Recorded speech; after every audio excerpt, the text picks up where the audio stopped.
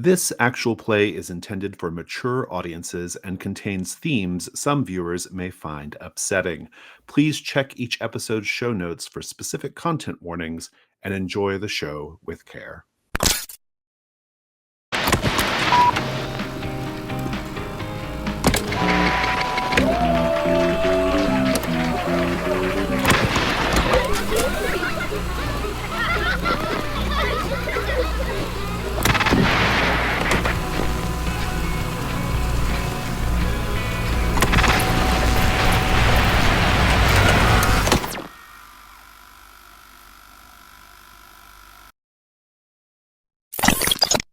We are back with public access on the Bad Spot, and we are starting with The Key of the Cave Dweller. If everyone could please narrate a flashback to a fun time you had with your family at home. When Dad wasn't on a trip, and when Mom was having a good day or a good night, Leon and his parents would go out into the backyard and stargaze.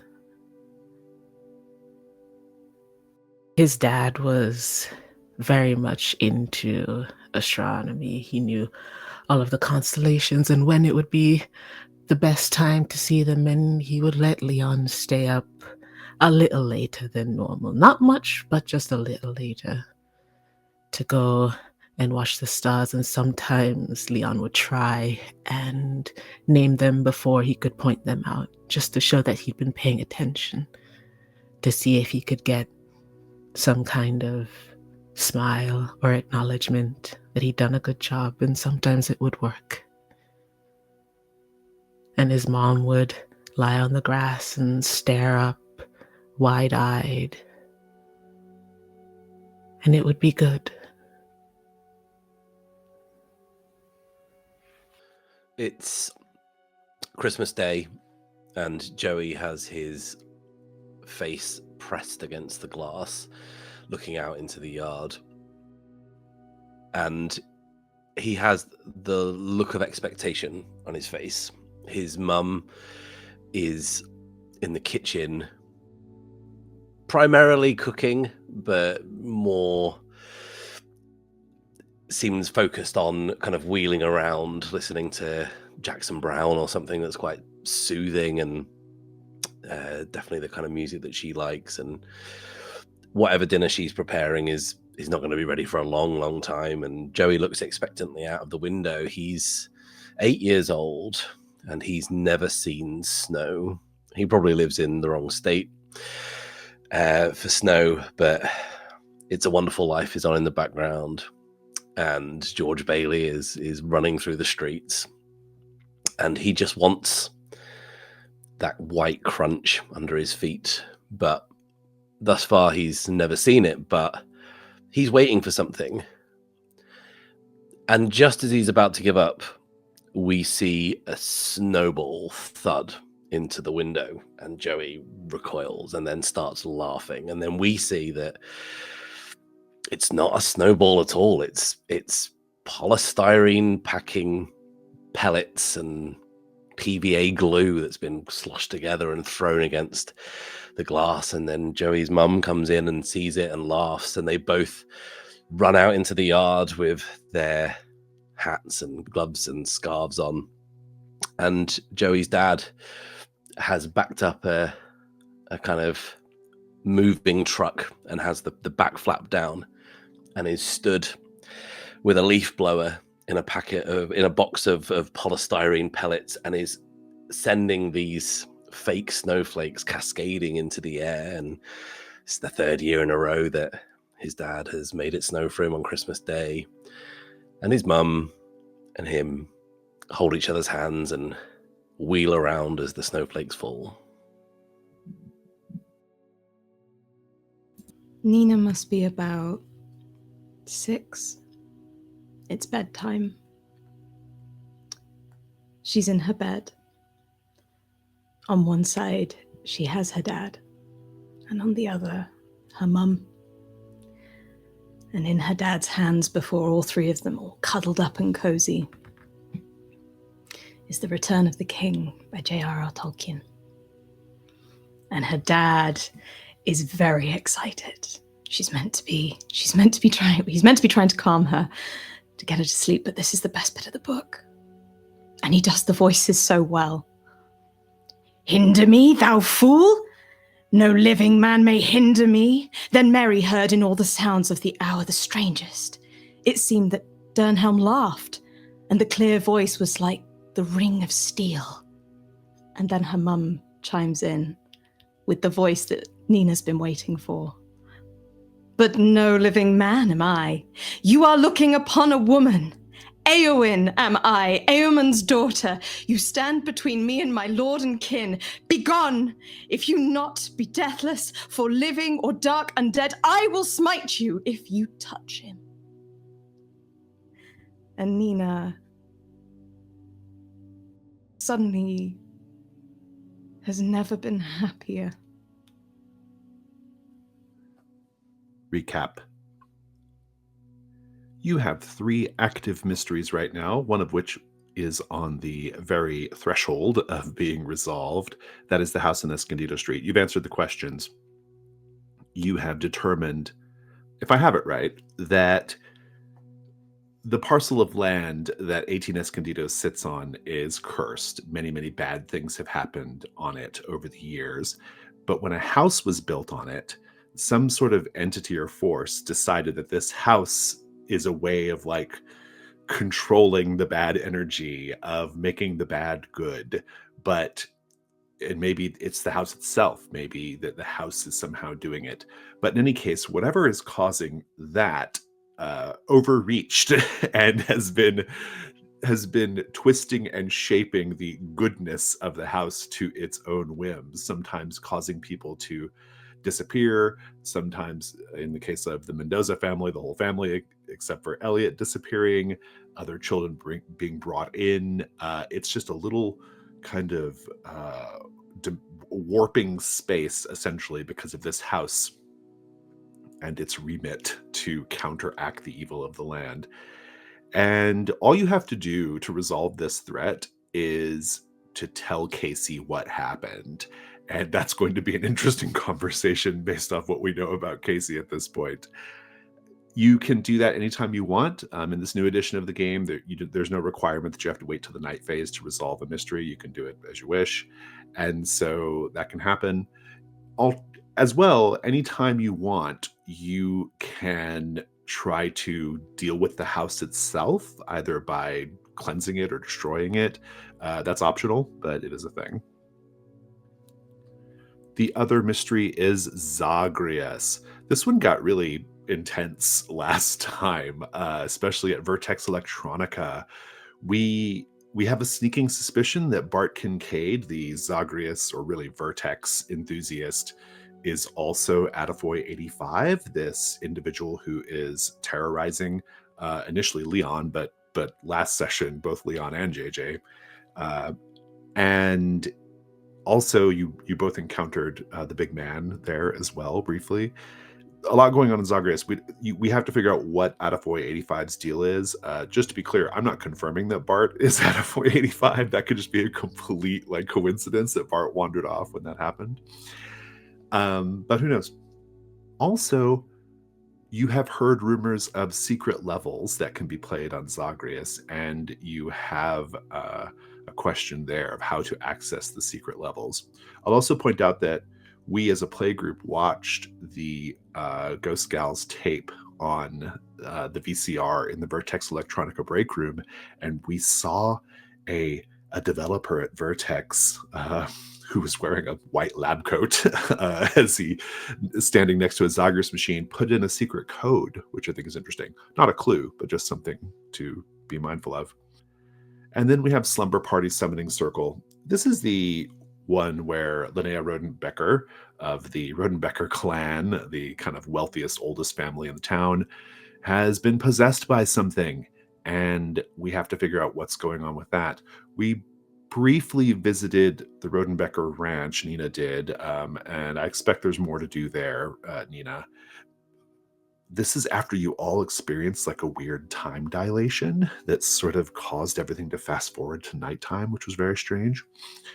There's something going on at Rodenbecker Ranch. There's also an extra lead you have here as well that I'm giving you, which is Samantha Harrington will text you, Nina, and tell you that last night, while you all were doing what you were doing, Linnea wasn't even at Rodenbecker Ranch.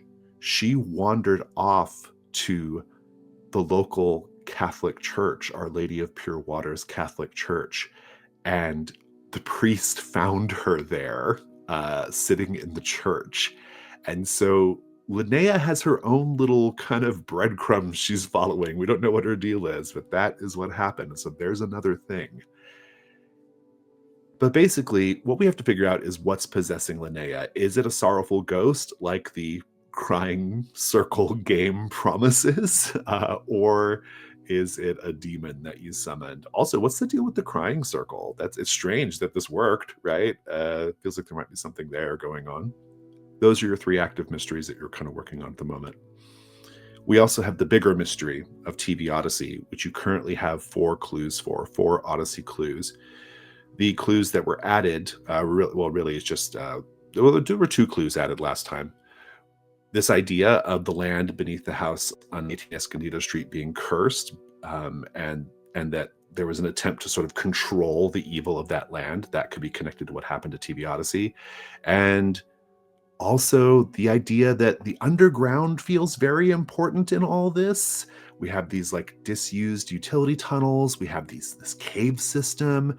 And we think that maybe these underground tunnels might be connected to some of these cursed places in and around the county. And so that is another really interesting clue that you have for TV Odyssey. And so that's where the campaign kind of stands as far as that goes. Taking a look at the latchkeys, you each have at least 1 condition, and Leon, you have 2. And we are beginning immediately the very next day after the events of the previous night phase.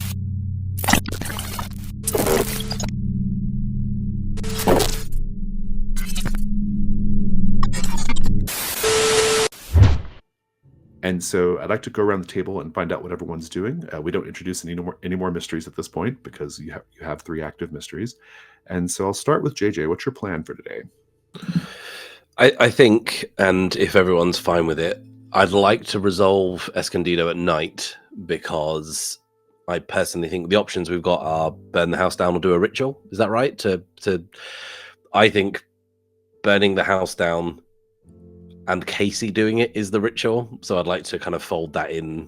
I would also like to say that I think now, knowing what we know about Casey as being some weird remnant, perhaps from another dimension drawn to the parcel of land, his relationship with Officer Hanscom is now really fucked up. So in the same way that Patient's head it was some sort of agent of the house, some sort of antibody of the house, I think Officer Hanscom has a lot more going on there. But during the day, I think JJ is looking at the mystery. There's places that we've not been yet in terms of the Zagreus thing, and I think my experience of Vector Electronics last night will lead me to either the storage facility where it was built, or back to Vector, where it was found. Yeah, that's where FG basically won it in a lot auction, and it was the only thing in there initially, to his chagrin. That's interesting. What's your plan for today, Nina? So I think Nina is still quite hung up on the idea of finding Linnea and making sure she's all right. Having not found her at the ranch, but finding so much more at the ranch. But then also hearing about the Our Lady of Pure Waters incident as well. Those would be the 2 places that she'd be interested in going back to. Probably less so the ranch, if only to not run into Trinity again. But you're part of the resistance now. Come on. Oh, please. The machines can take me. I'm good. This is fine. But It'd be great, I think, maybe to have like a big old vulnerable scene with everyone at the beginning and then separate off, if possible, just to clear ourselves up before we get into more trouble. But yeah, that'd be great. Leon, what do you think?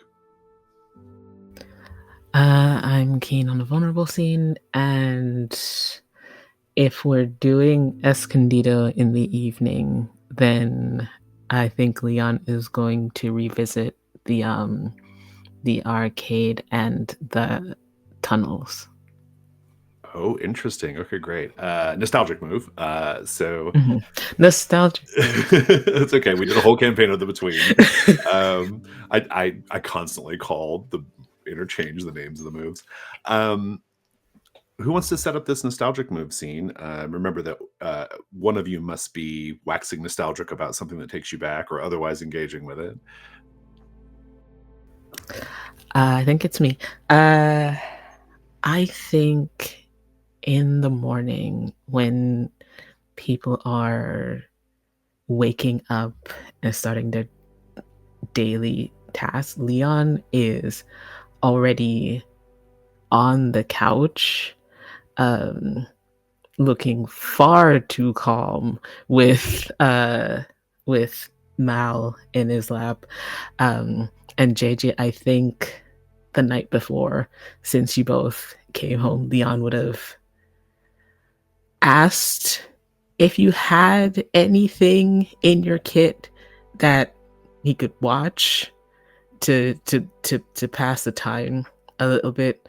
And I think you produced like the pack of Twin Peaks. So Leon has been up all night watching Twin Peaks until you wake up in the morning and he's still there on the couch.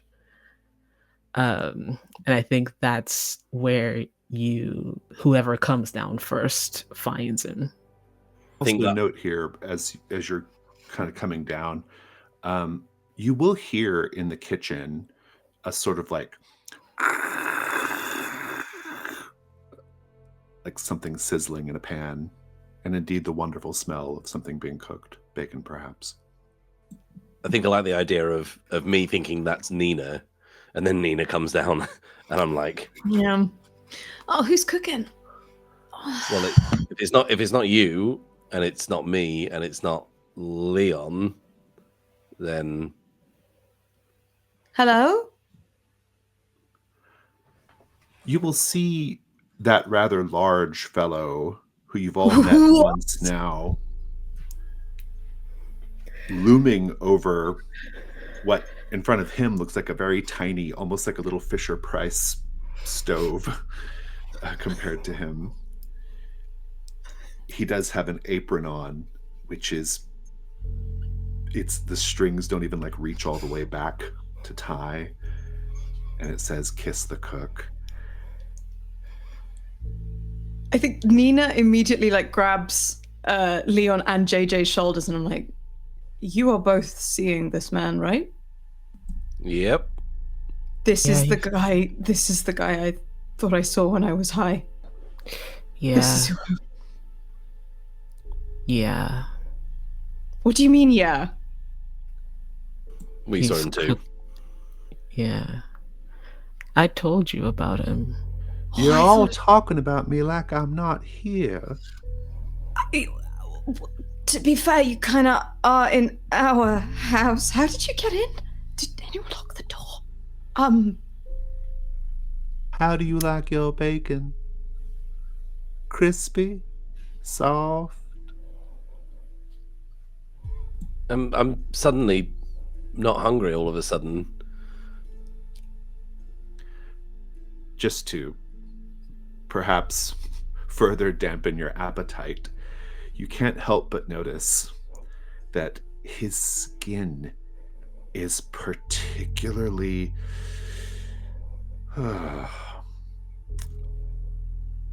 like gelatinous, we'll say. You can kind of see the veins coursing underneath cheeks. He occasionally has to move up and push his flesh kind of back in place as he cracks an egg into the pan. I popped a Xanax last night, so I think this is not alarm. You look really alarmed, Nina. I'm so sorry. I wish I was still high. What's your name?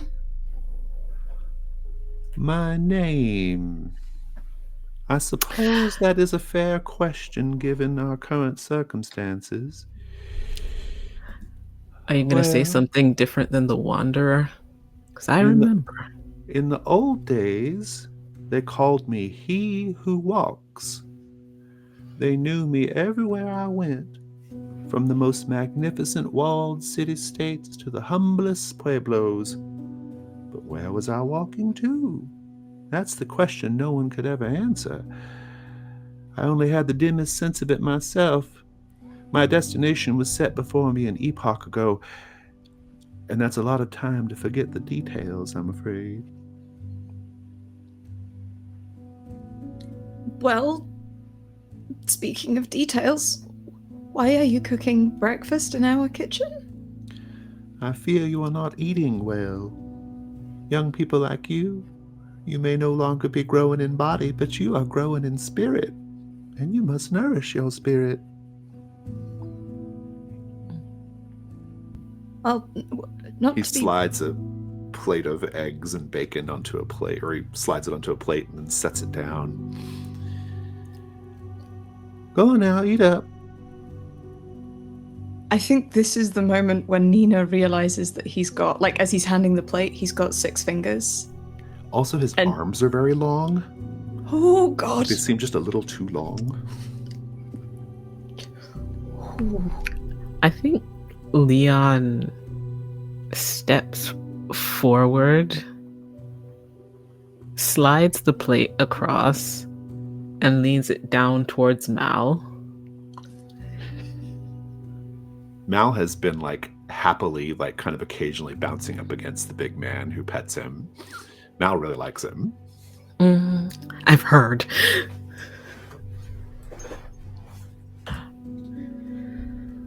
Okay.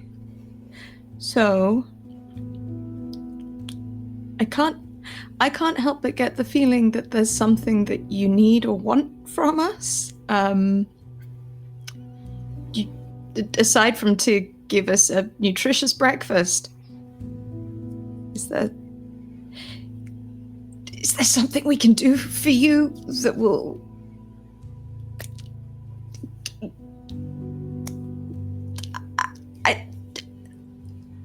I'm out. Guys, I'm struggling here. Make the meddling move with composure. Okay. Let's take a look at your conditions.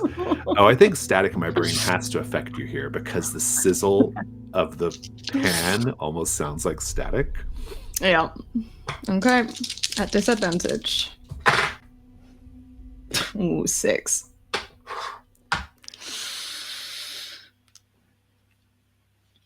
He's looking at you.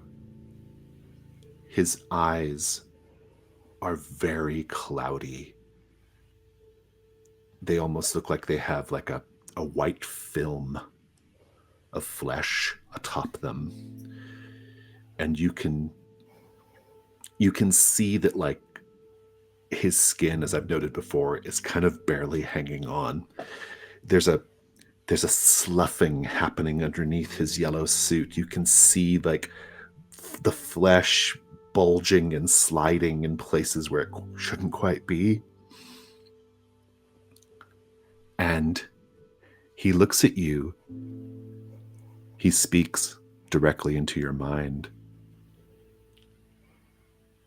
I fear the seams that hold our reality together are ready to burst, and many mouthed horrors will spill forth from those tears in the cosmic fabric. But there are opportunities as well. TV Odyssey will be closer than ever, or at least the doorway to it will be. First the dangers, then the doorway.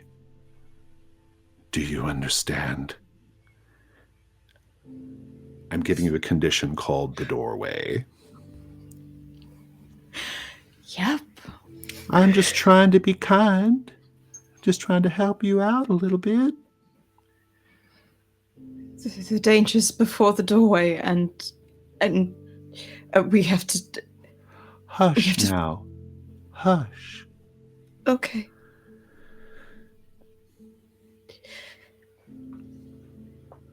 What's on the agenda for today?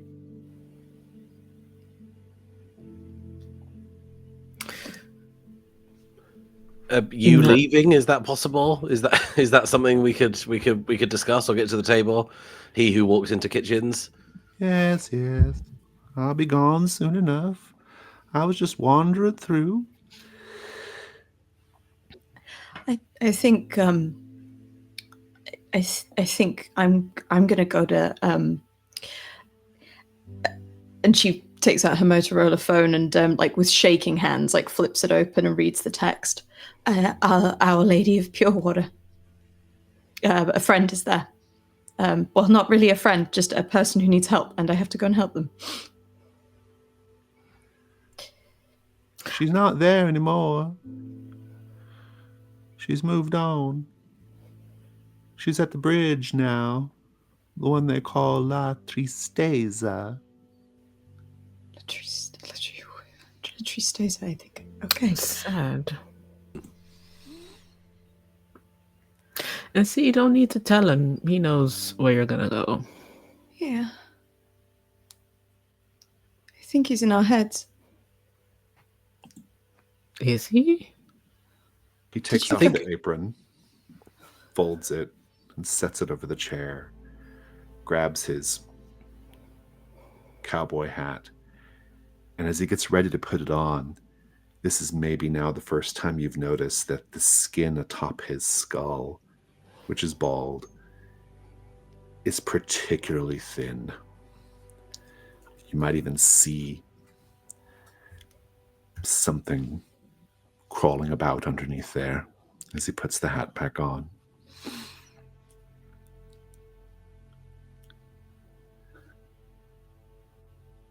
Be careful out there now.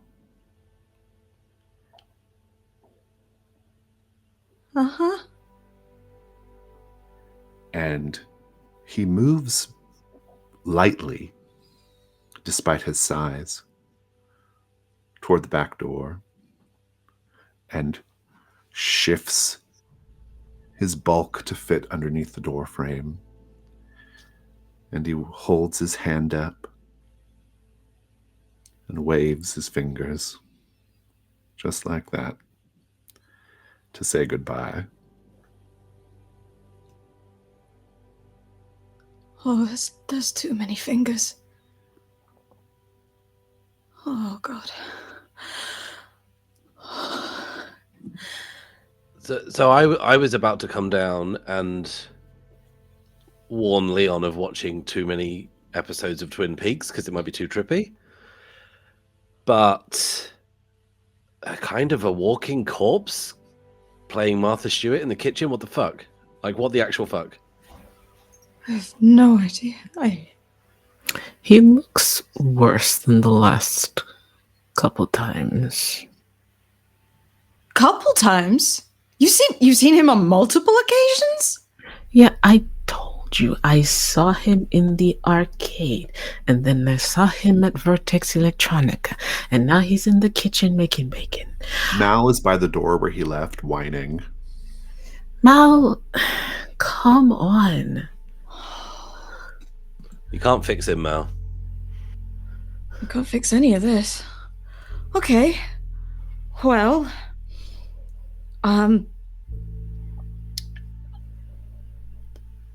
I think that went well. Honestly. No, considering, I think how it could have gone. I mean, I'm glad none of us ate. I mean, I'm suddenly vegan all of a sudden, but like, Jesus Christ, I'm glad none of us ate that. Yeah. And you guys didn't hear him in your heads. You didn't hear him, right? You didn't hear what he said about the dangers in the doorway. Nope. That's a new trick, though. Oh.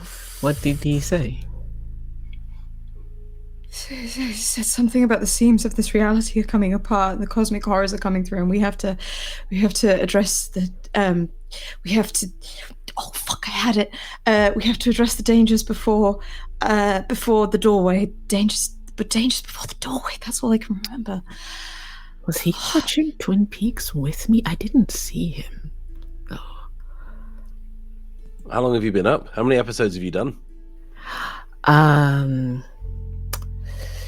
Ooh, I think I'm on season 2. So however many that is. But it's been really interesting, like looking at all of the twists and turns of the mystery and thinking about like everything that's happened to us and all the weird shit that Dale Cooper was going through and the weird shit that y'all were going through in Escondido, and just it's. And then I got to the part where Hawk said, oh God, what did he say? Because Cooper was like thinking about the Black Lodge, where he goes in his dreams and it's like the red room and it's like curtains and every place looks the same and you're navigating through and nothing makes sense. But he was like, if you confront the Black Lodge with imperfect courage, it will utterly annihilate your soul. And I don't think these are soul annihilators, but they might be. This is not encouraging. What I'm saying is that we have to face these things. I haven't been facing this with much courage at all. I've kind of just been waiting for it to happen to me. But I think that's why today I'm going to go down into the tunnels and I'm going to take the flare gun. And if I see Adafoy, I'm going to shoot him in his fucking face. I think that's a plan. I can't tell where you stop describing what happened in this Twin Peaks and what's happening in real life right now. All of this sounds like one horrendous episode. But holy fuck, Leon, that's mad. Being chased through the darkness by a stranger in a bull mask over a fucking game is madness. That's madness. Y'all seeing and I'm so glad, not to like discount what happened to you, but I'm so glad I didn't go to that fucking house in Escondido. That shit y'all talked about was wild. If I had to see one of my parents, I don't think I would have come out of that house. So burn it down, do whatever you want. I don't care.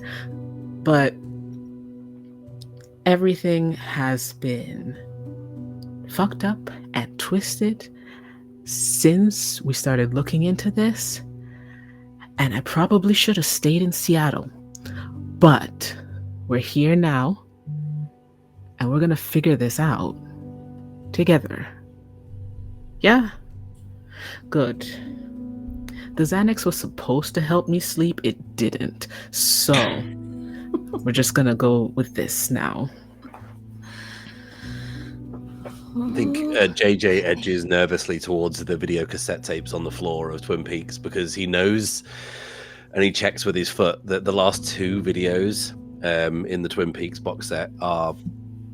Twin Peaks isn't in there, it's Jean-Claude Van Damme movies. Because you'll realise that I've lost those tapes. And better than the middle part of season 2 anyway. So yeah.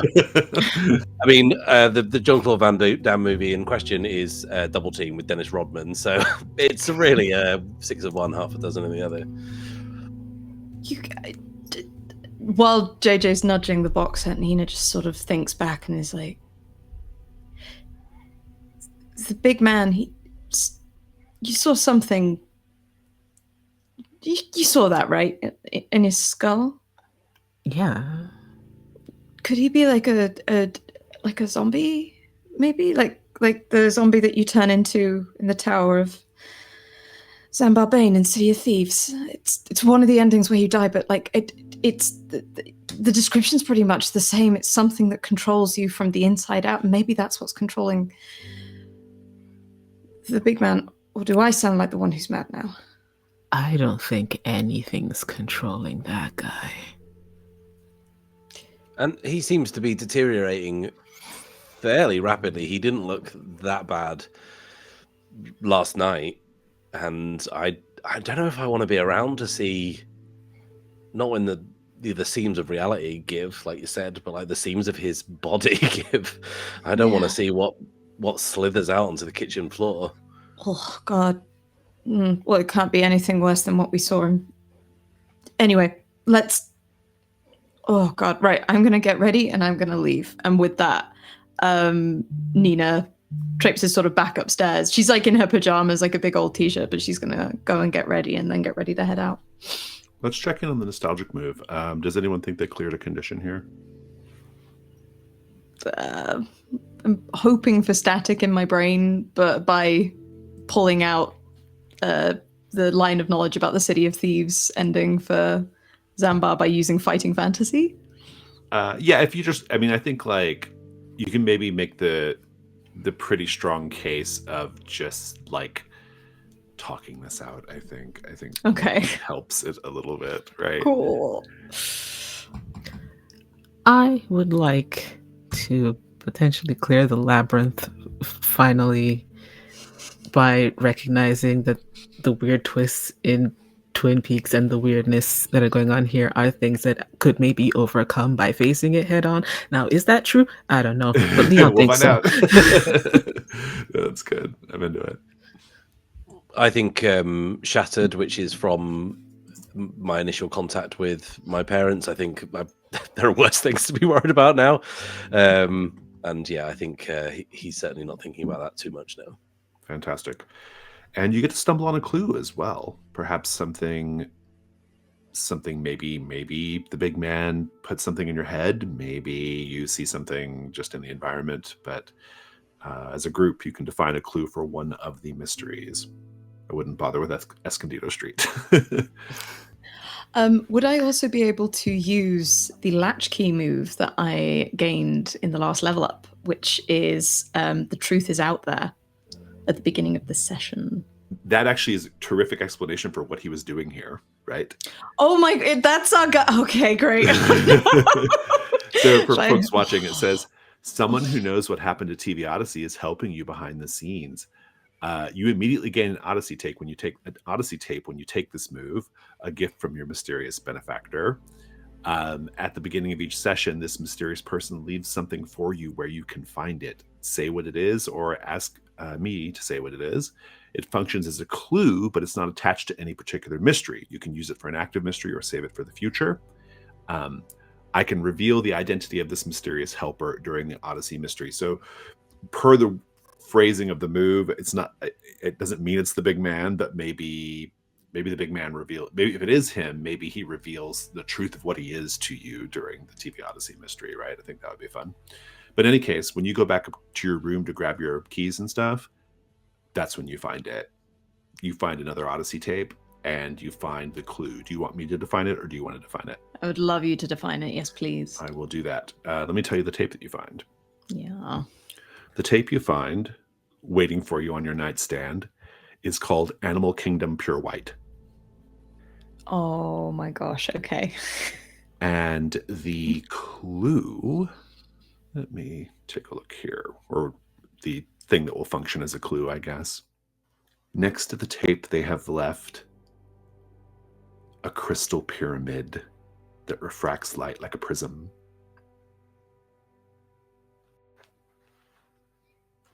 I think that belongs to Zagreus. I think that's got. It's a floating thing. Is it floating? Oh, okay. Yeah, you can. You're like, here's how it applies. Yeah. Oh, that's nice. Okay. Take a note of that. Floating clues. Love that.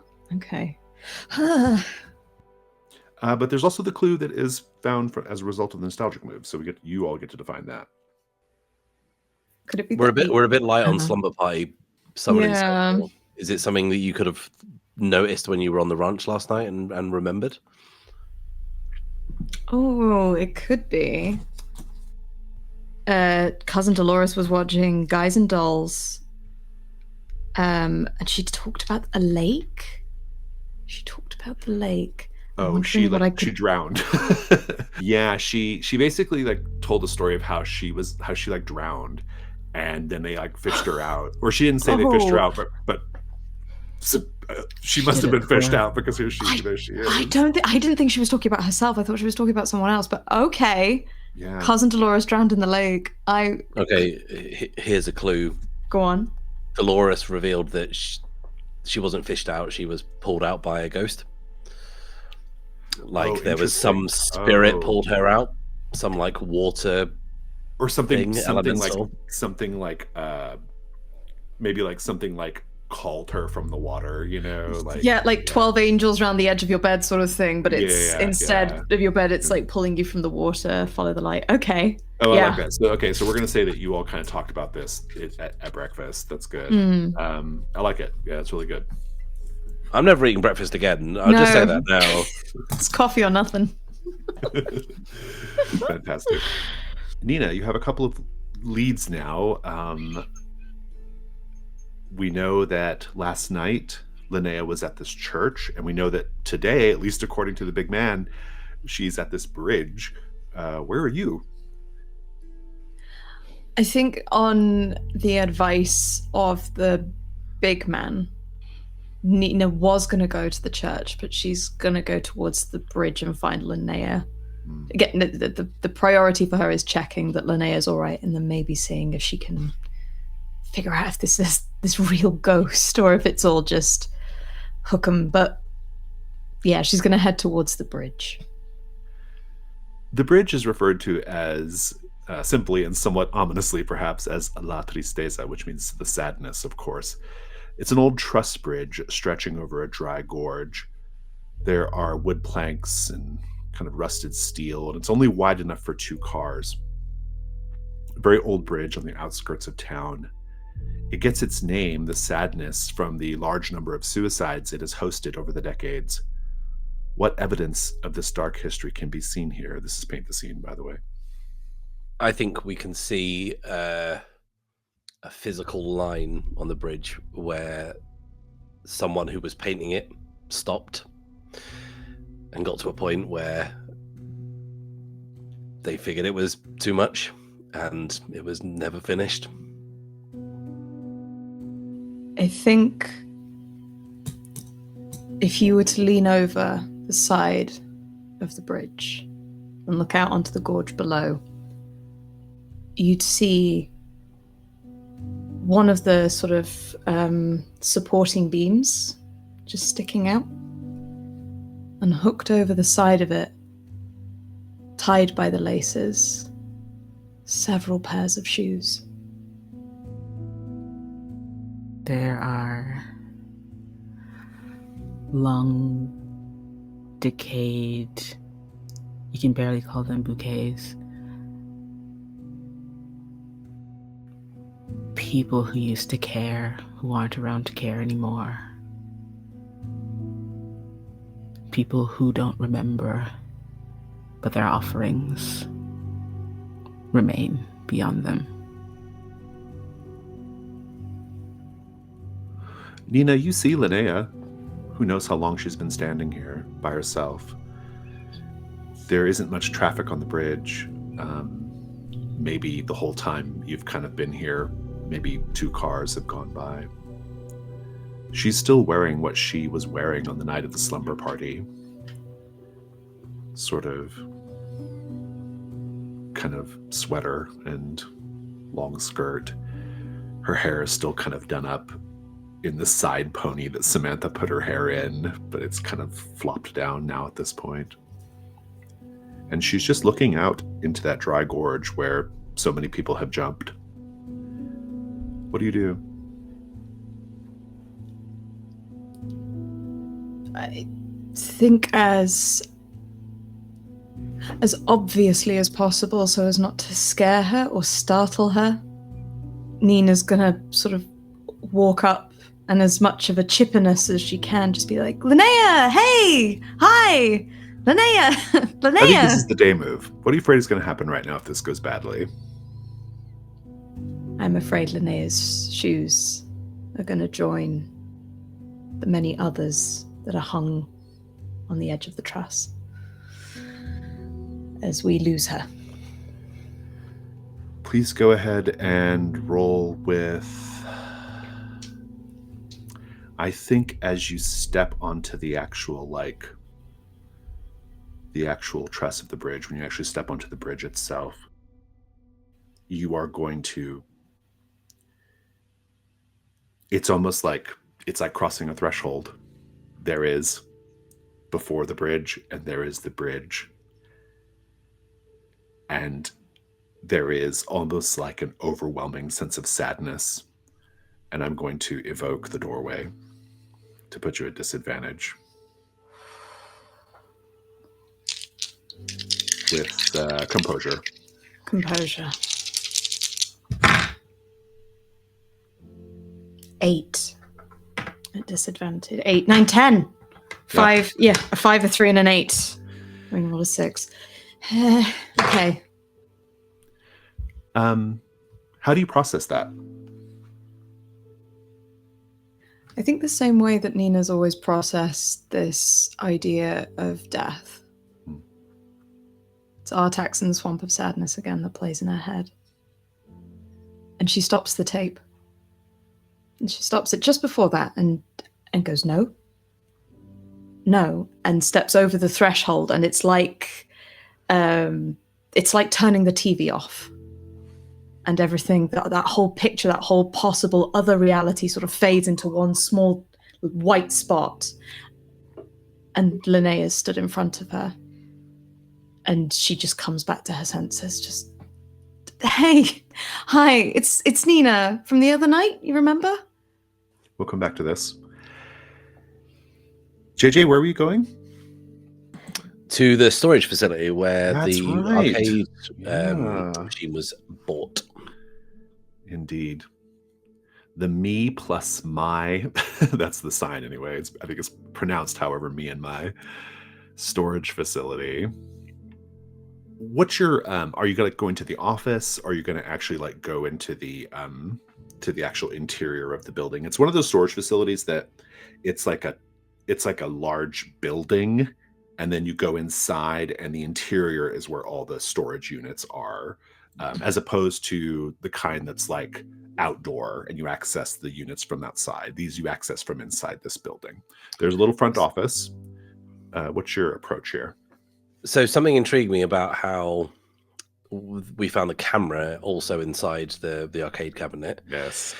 And we know that it was the only thing in the lot. I would like to find the storage unit where it was bought, and to see if anything else has been left there, perhaps. Yeah, that's great. So you're going inside then? Yeah, definitely.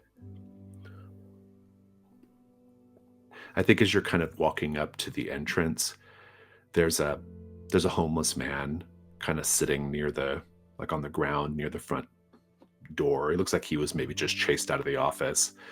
He's got a thick bushy beard with streaks of gray in it. You can see his shopping cart full of assorted things. He's wearing a band shirt for a band called Karen and the Psychopomps. And he looks up at you and he's like, hey man, you got a quarter? Always. And JJ flicks a quarter and offers him a smoke. Oh, great. I feel like I owe you something. Are you looking for something? I'm always happy to point people in the direction of things they're looking for.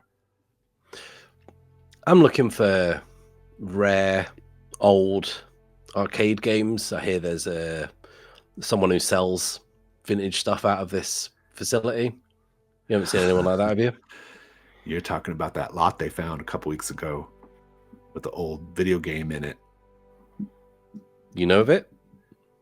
Yeah. Old FG was pretty excited about that. You know FG? Yeah, I know FG. Me and him both. We're old timers here in Deep Lake. Did you see who FG bought it off, or who was selling it? Well, that'd be Tim Crayley. He runs this place. He's inside the office there. I can show you.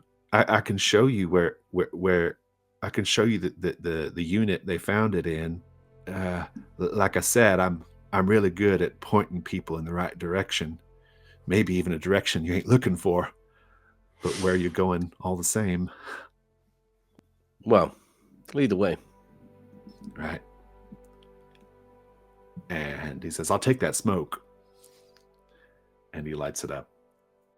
Leon, where are you going? To the tunnels? I am going to the tunnels, but I want to stop at the arcade first. Is the Zagreus still very popular? Because Good. No, that's worn off. Good. Because if possible, I want to try and answer one of the questions for Zagreus. Secret levels. Yeah. It's only a complexity 2. What's your theory? Yeah. So it's stretching, but the arcade cabinet itself is made of wood reclaimed from a shipwreck, and the thing that popped into my head first was the ship of Theseus, where they take something and then if you build something from the same thing, is it the same? Right. Yeah. And that. Oh, hello. And so I think that is related. And then on the kaleidoscope, I don't specifically remember what the kaleidoscope clue was. With the kaleidoscope was made by the office workers on the board. It was just a really detailed illustration that had spiraled into whatever you wanted it to be. Yeah.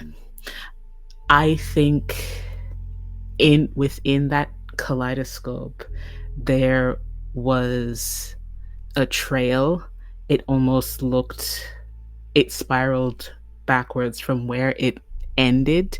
You could follow it backwards to its beginning, and at the beginning of it, it looked like a ball of yarn. And I'm basically taking that to mean you have to go back to the start.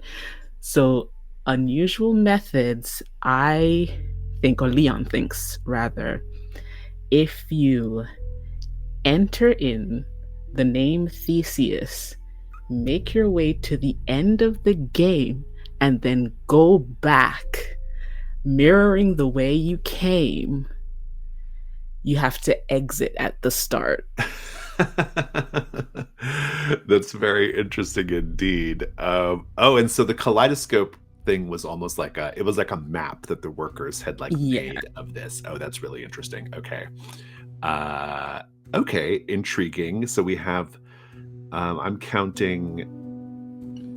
I mean, theoretically, that's at least 2 clues, but also there's several clues related to mazes and things. So I don't know. Yes, it's if I wanted to use it for the other one, because we have 2 questions to answer. But the maze relief, I think, on the side of the Vertex office building.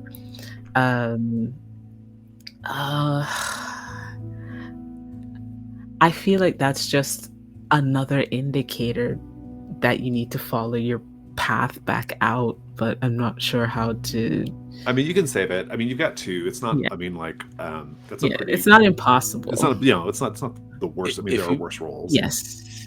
If you wanted to use it, because Vertex made this game, then its logo would be on the opening screen. And if you have to make it all the way from the end of the game to the beginning, you finish it by going to the center of that logo. Oh, that's pretty good. Oh, yeah. The logo is your little, you can guide your little guy. Oh, that's good. Yeah, that's good. If you wanted to use that clue, but yes, I do. That's pretty good. Okay, so it's a +1. Let's see if you're correct first of all. So go ahead and roll. Answer a question. +1.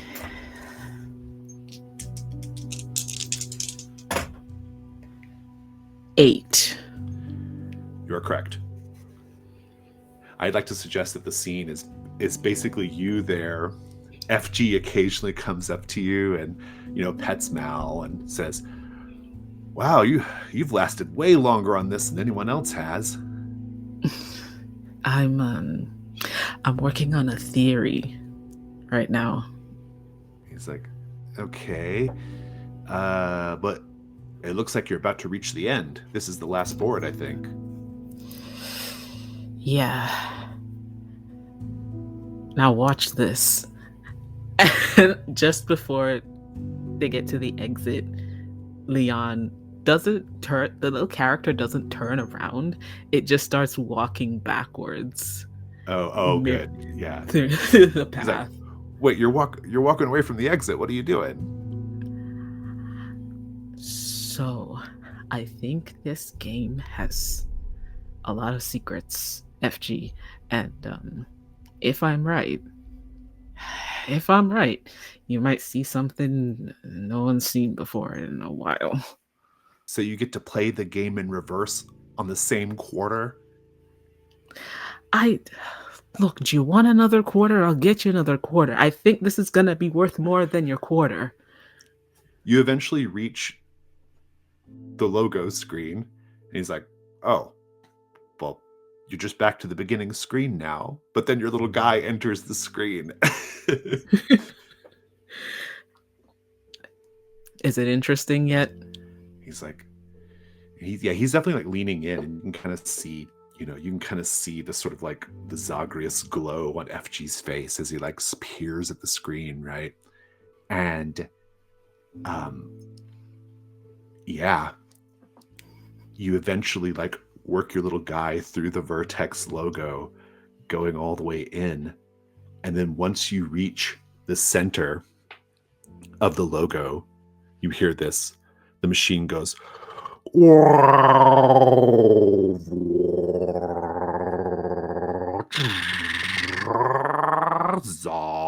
"Zagreus secret levels." And you're presented with a menu. You can see all of the secret levels listed, but they're locked, except for the first one. You have to play through them each in turn to get to the next one. FG is like, FG's freaking out, Mal can tell. Mal's excited. He doesn't know why. He's a dog, but he's excited because everyone else seems very excited. There might even be a couple of the kids, kind of hanging out in the arcade. Maybe it's even Corey and Cholula. They kind of like come over and they're kind of poking their heads over there. No sign of Bart. We'll come back to this. Mm-hmm. Nina. Linnea she's non-responsive, just like she has been this whole time. She doesn't speak. She just kind of stares. She acknowledges you, at least. That's more than she's been doing. She kind of turns to see you, but then she just like keeps staring down into the gorge. What do you do? I think I'm going to follow her gaze. She's seeing something in the gorge. Make the meddling move with sensitivity. I'm gonna mark my planchette. Okay. Yes. I'm gonna look through it as if, the sort of last-ditch attempt to try and make sense of this. And she pulls it out of her bag and looks through it and down into the gorge, just like, come on, give me something. Yeah. Anything. So I give myself advantage on this. Ooh. Sensitivity, so that is a 7.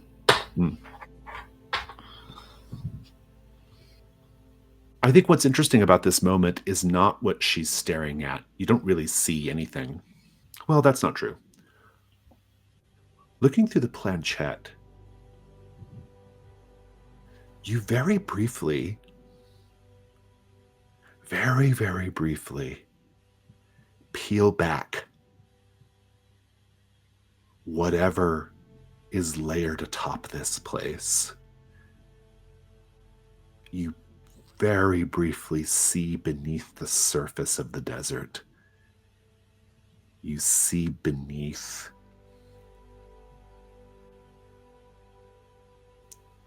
thousands upon thousands of years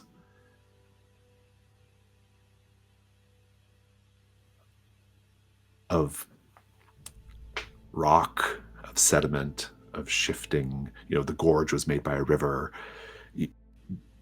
The land has changed over time, but you very briefly see something true or ancient. What do you see?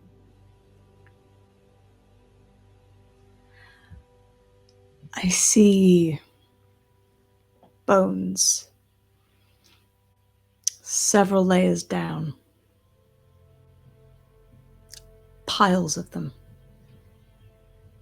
as if they would stretch on forever, like they made up a layer at some point in this vast landscape.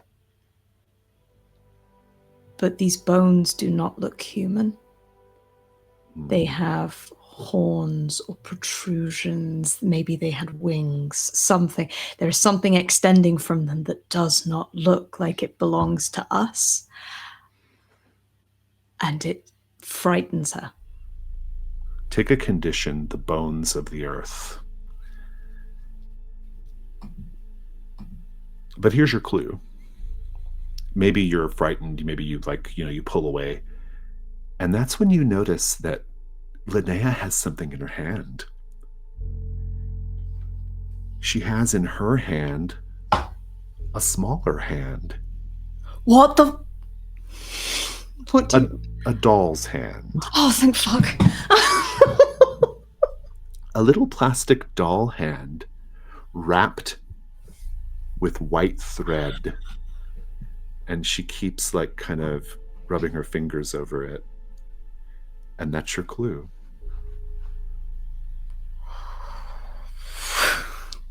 Shouldn't have come to this bridge. This was a mistake. JJ. Me and my self-storage is a dimly lit labyrinth prone to outages. There's peeling off-white paint, rusty roll-up doors, the occasional knocking of old pipes. Let's paint the scene. As JJ and this man, who introduces himself as Charlie, walk down the corridors filled with shuttered doors, what do we imagine to be stored behind them? And how does it make you feel? There's one unit that behind its rusted up kind of roll up gate, you can just hear this mournful 20s kind of jazz ballad, maybe it's in French, but you have to really listen to it, and the harder you listen, the fainter it gets, but when you move on, it seems to start playing again, and it's just this same lament that's just on loop.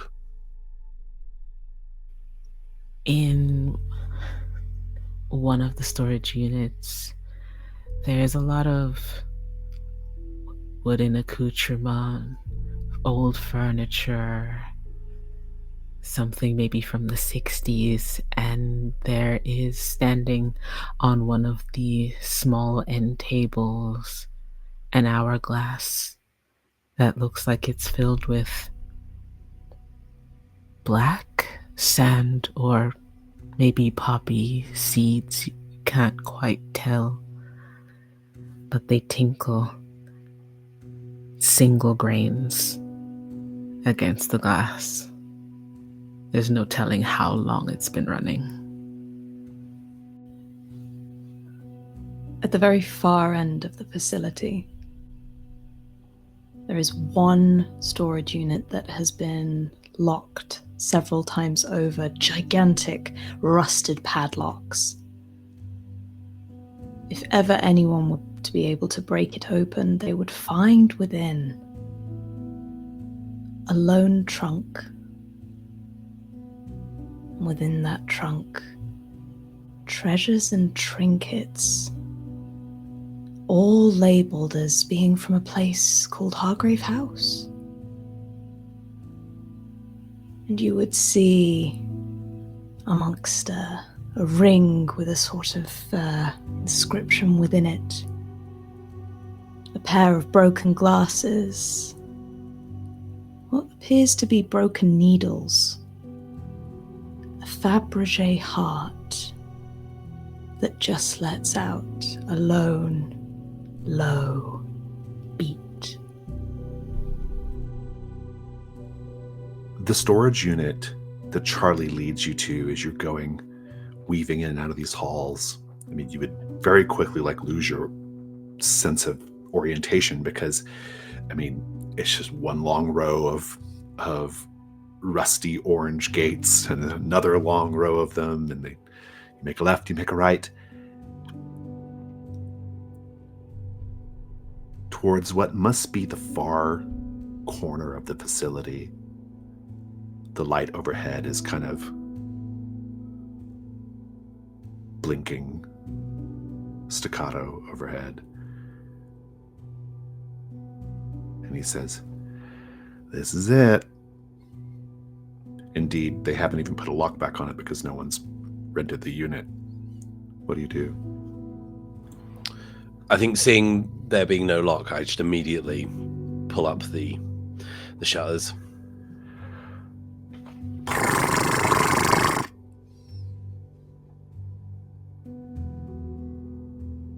Make the night move. What are you afraid is going to happen right now? JJ is in a real melancholy state at the moment because this place has reminded him that for a brief period when things got really bad, he briefly lived in one of these. And I think he will be faced with the horror of how that felt again. I think it's worse than that. You will step inside and you will relive that forever. You're going to roll with sensitivity, please, if you wish to continue. That's a 5. Leon, let's speak of the secret levels. The secret levels of Zagreus, legendary and true. Now, you have access to a new move called Press Start. When you play a game of Zagreus in an attempt to beat a secret level, you're going to roll with Composure or Reason, your choice, minus the number of boxes marked below. More on that in a moment. On a hit, you mark the first unmarked box below and collect that level's prize. On a 10+, you also find a clue. On a miss, you do not mark a box. You use up all your lives and take the condition Obsessed with Death. If you are already obsessed with death, you must turn a key. Once a secret level is beaten, it's beaten for any latchkey who uses this move. In other words, no matter who plays it, you get to go to the next opened level, next unlocked level. And so, the first level is called the Descent. You would be rolling, your Composure or Reason would be rolled -0 because no boxes have been marked. Do you wish to play? Yeah, I wish to play.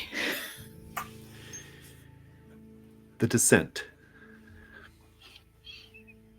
Rendered in very, very rough, blocky 8-bit pixelated graphics are pastoral fields, a dark cave, friendly NPCs. This level requires you to solve a series of simple adventure game puzzles to enter the underworld. As Leon is playing The Descent, let's paint the screen. What do you see that makes you think the pixelated characters are in distress? There's a haphazardness to their motion. Normal NPCs would gently move back and forth, maybe in a 4 square. waiting for you to come up with them. They move so erratically, they dart from one side of the screen to another. Some of them seem to run into each other before moving on again. Usually with animated expressions, the animations will cycle through 3 or 4 different variations on their faces, but these, there's no cycle, there's no pattern. It's like they're moving in real time. And every time they move a little bit too fast, a glitch appears and you can almost hear the electricity, like a little scream. I think each time one of the sprites leaves the screen and then re-enters, kind of regenerates on the other side of the screen, it becomes increasingly pixelated, and the pixelation is in vertical lines, vertical red lines, but because of the way it looks and because the animation's quite crude and quite simple, it looks like all of the sprites and all the NPCs are weeping or bleeding. You're going to roll with composure or reason, your choice. It's the same number. 8. 8. On a hit, you have beat the descent. We mark that box, and you collect the prize. The prize in this case is not really a prize at all. It simply unlocks the next level, the river.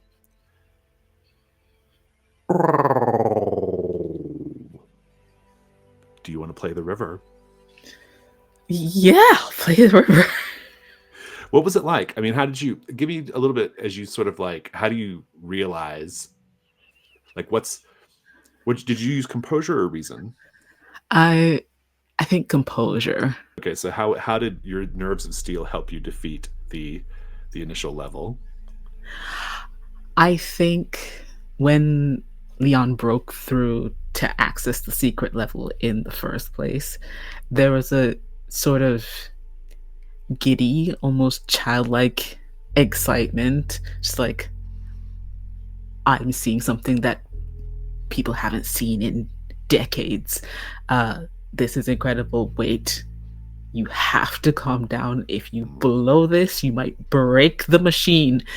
And so I think Leon centered himself, kept Mal to heel next to him, gave him a few loving pats, and then tried to focus his energy as if he was hacking still. Nice. You get through those puzzles and you open up the river. The river is a black river with white pixel waves. Souls of the drowning damned screaming in 8-bit tones. The gameplay-wise is just a buggy rip-off of Frogger. It requires you to complete a navigational challenge to sort of cross, the river. Let's paint the screen. A pixelated object in the river makes you think of a deceased loved one. Or if you're not there, would make you think of a deceased loved one. What is it? There is a bracelet. It has a rosette flower on it. That's the thing that catches his eye. His mother always had it around her wrist. I think the river is like you say, black and white and very simply animated. But every now and then there's a glitch and a collection of chunky pixels that are coloured, but they seem to reflect the exact same pattern as JJ's mum's shawl that she always used to wear. It's kind of like this purpley green paisley-like pattern, and it just flashes up. Clutched in the hand that has the bracelet, and just being trailed by the edge of the shawl, is this very pixelated outline of a book. And you can see that telltale Tolkien. T and R and J. To play this level, you play at a -1, so composure or reason -1, which I think for you is a flat roll. It is. I think it's going to be reason this time.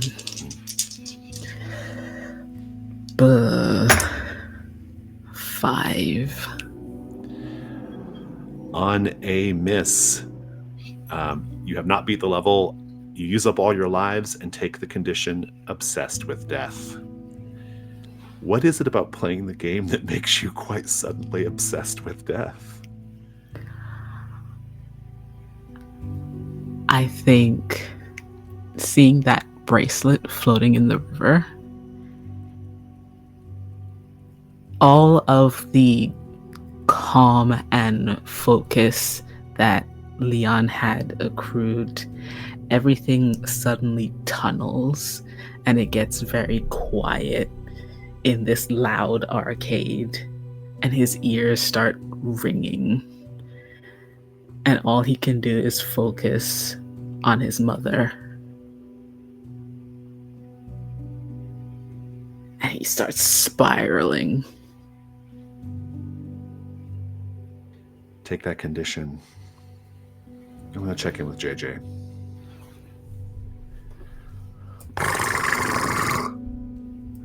You raise the gate. Charlie actually touches you on the arm. And he says, "You don't have to go in there, man."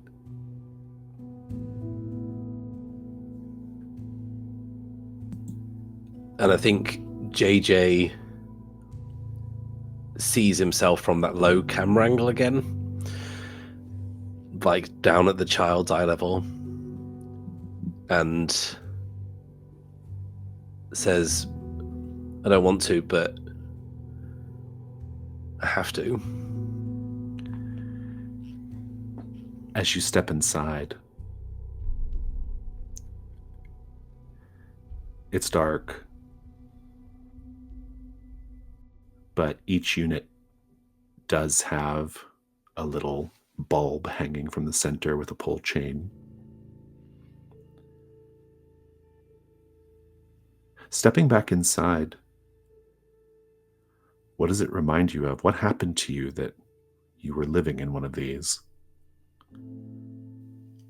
JJ doesn't remember everything, but he remembers the feeling. He remembers the sound of his mother hunched in the corner, holding him tight, clamping her hands over his ears to drown out the sound of his father banging on every single unit door looking for them.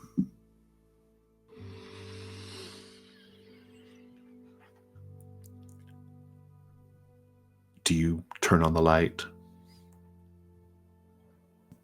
Yeah. You turn on the light and you look in that corner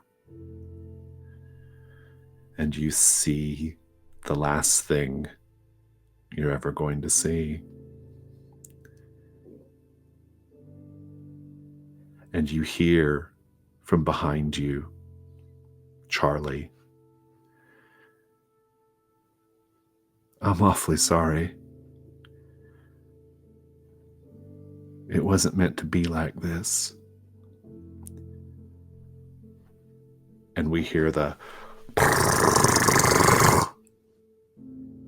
of the door being closed. And Charlie takes out a padlock and locks the door. all you'll hear is the banging on that door. Is it your father from the outside? Is it you from the inside? But no matter what, you cannot turn around and look in that corner again. So passes Joey Gastineau. Unless you're going to turn a key. I'll mark the sandstone arch, please. Very well. Instead, you turn on the light. The unit is empty. But right above the light, or right below the light, right below your feet, there's a hatch in the ground. You saw them, didn't you? The temperature drops momentarily, Nina, as you find yourself in a shadow. The shadow of the big man staring down into the gorge. You saw them? All of them. Yeah. He looks at you with his milky eyes and his increasingly transparent flesh so close to yours. He leans over to speak quietly. A little history lesson there. Approximately 690,000 BP. The great render of flesh, pleased with the wanderers for making copious sacrifices of blood and bone before his impossible altar, gifts them with a titanic pillar made of screaming skin, infused with ancient magics, a weapon they can use to destroy the fire cults once and for all. A little later, approximately 28,000 BCE, the first pact is made between the Flame Keepers and the Sky Stone Dwellers, activating places of power in the desert wastes that will keep the bone wolves and other great hungers at bay, so that no harm will come to the children and that the people would sleep at night again, dreaming the dream of their bright future under the watchful stars. November 1977. The construction of the TV Odyssey Channel 94 studio is complete. What? Inventor and TV Odyssey owner Phineas Waitley promises his new camera technology can capture footage so clear it's like you're right there in the studio. The first program to air is Fireside Chats with Phineas Waitley. And while no one here can remember TV Odyssey, no one but me and you and your friends, everyone remembers Fireside Chats, even if they weren't alive when it originally aired. How is that possible? Looks like your friend has wandered off somewhere else. Oh, fuck. Linnea? Oh, God. That's your day phase, Nina. Okay, thanks. Leon, you have the option of turning a key, of course, to avoid taking the obsessed with death condition, and indeed to beat the level if you wish, or you can try again. I would like to try again. You're going to try again? Mm-hmm. Very well. You roll with reason or composure -1.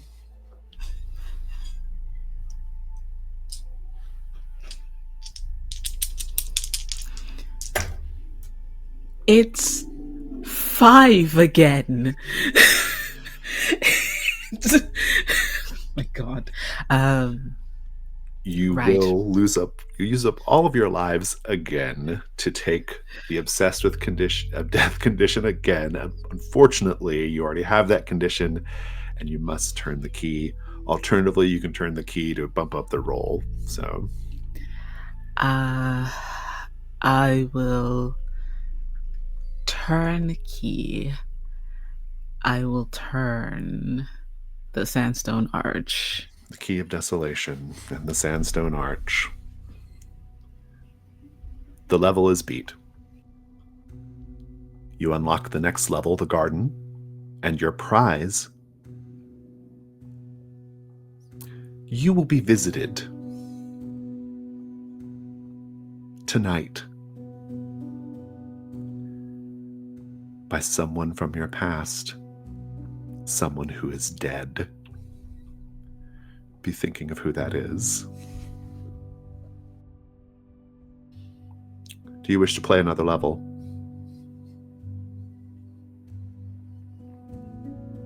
Yes. The The garden. level. Mm-hmm. The garden depicts green hedgerows and carnivorous plants, half-birthed, shambling monsters, all just rough pixelated characters, of course. Bright red pomegranate collectibles that you gather. The level requires you to find a variety of hidden items and assemble a key to the palace. Let's paint the screen. Something in this level reminds us of Deep Lake. What is it? In the garden, there is very crude topiary, and it looks an awful lot like the big man. It's There's yellow and the others are green. There's a pixelated sun in the sky, and it has one drooping eye, and it looks like the big man. There's a spot in the garden where there is a pond, and the sands around it gleam white in the sunlight, but it is in fact a pale yellow, and it reminds you of the big man's suit. Oh, the garden. You will be rolling with composure or reason -2.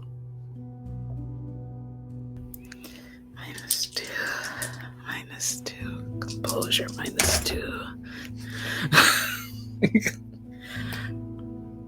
-2. All that brings it down to 5. You are once again taking the obsessed with death condition as you use all your lives.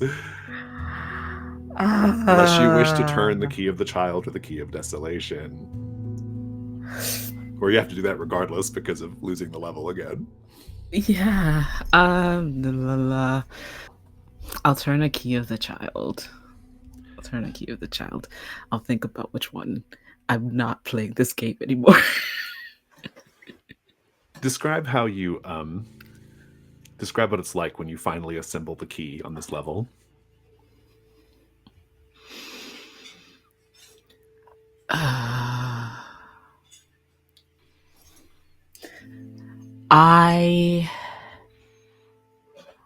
I think Leon is getting so frustrated with the game. He is getting to the point where he cannot seem to progress. He's still thinking about his mother, and he's thinking about her hands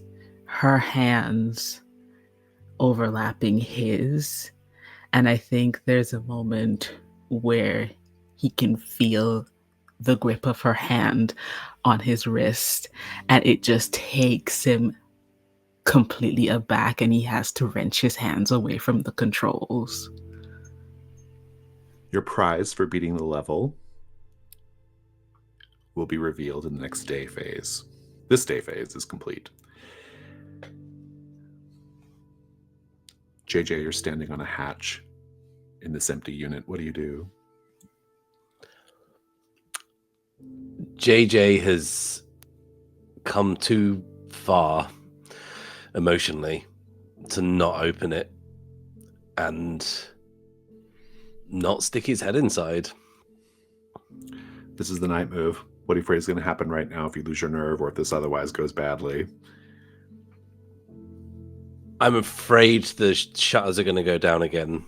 I'm afraid the lock is going to be clamped on, and I'm going to be pulled down into the hatch by something I do not wish to be pulled down into a hatch by. It's worse than that. You will be pulled down into an exquisite work of art. Please roll with composure. I kind of almost want this to happen. 10. You go down and you find yourself in another access point of the disused utility tunnels beneath the town. You and the group are already putting together that these tunnels and possibly the cave systems nearby connect up to places of power. Perhaps that's connected to TV Odyssey. And this connection connects up to the storage unit where Zagreus was being held. It's all kind of coming together in a certain sense. Let's go to the dusk.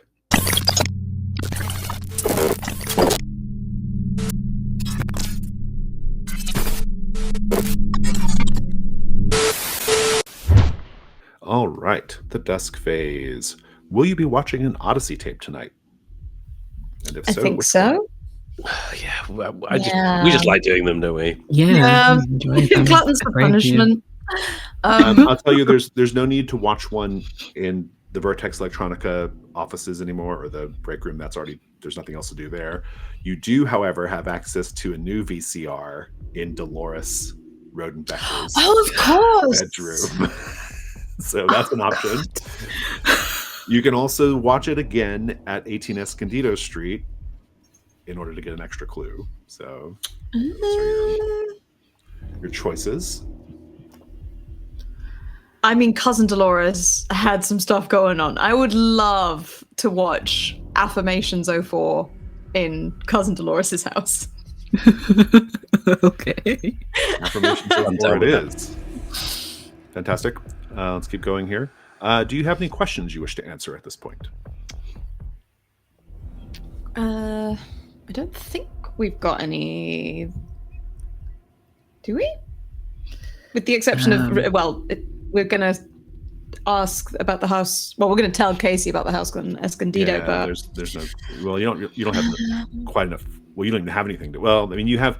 I mean, you are entitled to make the go at out of 485, but you would be doing so at a disadvantage, or at too few clues, and you have a flat roll on Slumber Party if you attempt the threshold question. So it's up to y'all, but if not, we can keep going. I don't think there's quite enough there for Slumber Party to come up with a theory that I can think of. no, the stags are a big part of it, that branding mark, and I can't think of what that would be. So I feel like we need to go back to the ranch to figure out what that could be. But yeah, at the moment, you each get to take one action during the night phase. What will that action be? JJ? Burning Escondido Street to the ground. Very good. Well, presumably telling Casey what's going on. Fantastic. What about you, Nina? I'm holding the gas canister that holds the fuel to burn Escondido Street to the ground. Very good. Leon, you don't have any particular attachment to 18 Escondido Street. What are you going to be doing? I really don't. I think Leon still wants to go down into the tunnels, but he's gonna make a phone call. You're making a phone call? Yeah, I want to call Nina before I go down into the tunnels. Is all. Okay. Okay, interesting. But I'm going into the tunnels. Indeed. We shall see. I haven't said it yet, but the day phase belongs to you, the night phase belongs to me. That holds true always. Do we have any unresolved key prompts? I think we have a key of the child still hanging out there. Are you ready for that yet, Wren, or do you want to wait? I'm gonna wait. Okay. And the Odyssey tape. Affirmations 04. The tape is an episode of Daily Affirmations with David Tilbert. It opens with a shot of David seated on a couch in his living room. The room is tastefully decorated and has sand-colored carpets and wallpaper. David is staring directly into the camera, a slightly too wide smile on his face. A soundtrack featuring soothing piano can be heard. Everyone does prompt 1. Prompt 2 will be Matt. Prompt 3 will be Wren. Prompt 4 will be Jess.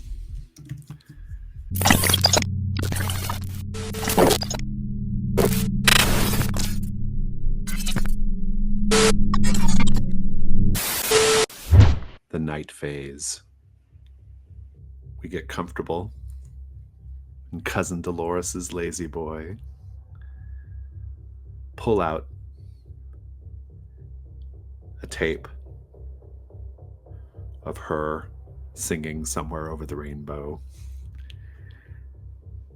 and pop in Affirmations 04. Our host for Daily Affirmations with David Tilbert is trying to convey a sense of financial success and easygoing positivity to his audience. How does his appearance reflect this? I think the intro to the video is he set up like a little office scene, but the desk is much too small, and you can see that the little personal computer that he's got isn't plugged in, and the mouse and the keyboard aren't attached. He's got a little Newton's cradle. He's wearing a blue shirt with a white collar and cuffs, and he has a secretary who is an actress, probably about 18 or 19, who comes and brings in some blank papers and hands them to him that he kind of signs with a pen that doesn't work. And the whole thing reeks of artifice, and he's carrying himself with such confidence that you kind of believe it. His teeth are bleach white, high, glaring, reflecting the light just behind the camera. And he has such a practiced, tense smile as he tries to show you all 32 at once. As he grins, bears those pearls, his smile goes a little too wide, and you notice that his eyes are a little too open, and the lights in here are not studio quality. They're home studio, so it doesn't disguise the folds of skin that have been ripped back during the surgery that he's had, the facelift designed to make him look younger, but he's just staring into the camera with this insane intensity and a smile that's too wide and eyes that are too white. And he's just grinning.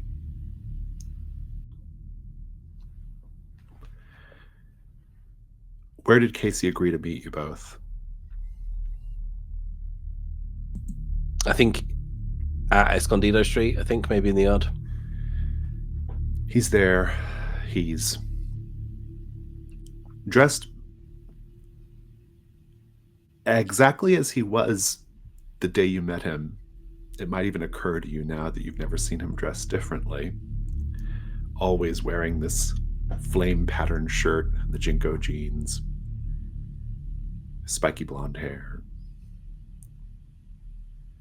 He says, well, so what happened to the Mendozas? You said you were going to tell me. You said you figured it out.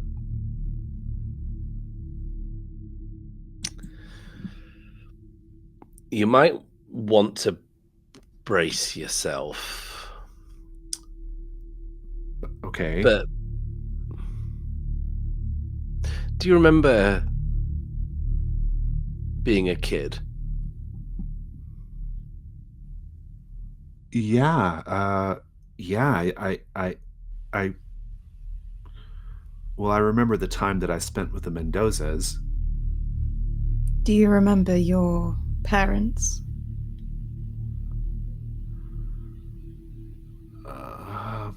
What did your room look like? Yeah, of course I remember my parents. Of course I remember my room. Did you have a bike? Did you have a dog? As you're like questioning him and he's trying to deflect, like, of course I remember, of course I remember. You can tell he doesn't remember. And you can actually see his eyes kind of getting misty. A tear rolling down his cheek as he quite suddenly is aware of the fact that he doesn't have those details. Nina will just grab his hand and just... This is going to be hard, but I need you to know you're not alone. Memories are weird things. They're so malleable when you're a kid. You remember things differently when you grow up, and I promise that we're going to make this right. Why can't I remember my mom and dad? I know. It's not you. It was never you. It's this place. No, but Elliot and me, we used to play. We used to go trick-or-treating together. We used to ride bikes. We used to do... At some point, this house, the curse here on this place, it chewed you and Elliot up. It mangled you and mashed you together in some sort of strange formation. Whatever the house is doing in this place, it's designed to sort of filter you out. It's not your fault. It was never your fault. But you never really knew the Mendozas. You just sort of passed like ships in the night when the house pulled you both through sort of time in opposite directions. It pulled Elliot in and it spat you out. Does that make sense? Leon, at some point you must have dozed off on the couch. But you're wakened by diddle-oo-doo, diddle-oo-doo, diddle-oo-doo, diddle-oo-doo, diddle-oo-doo, diddle-oo-doo. I pick up the phone. Hello? Baby, is that you?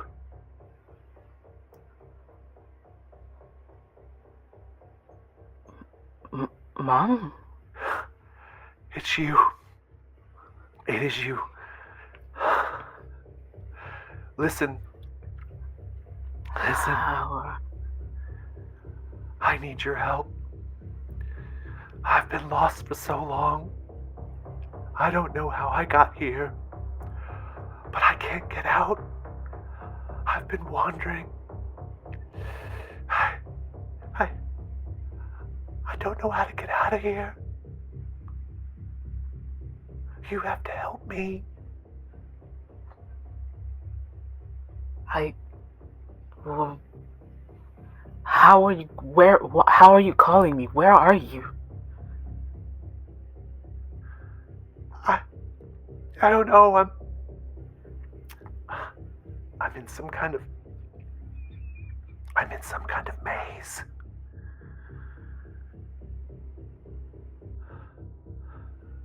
I don't know how I got here. I don't know how to find the center. This doesn't make sense. I'm sleeping.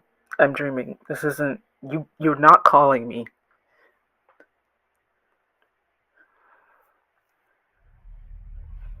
I don't have a lot of time. Need Mom? out. Mom! Help. The line is breaking up. No, I'm coming, Mom. Take the condition, the labyrinth.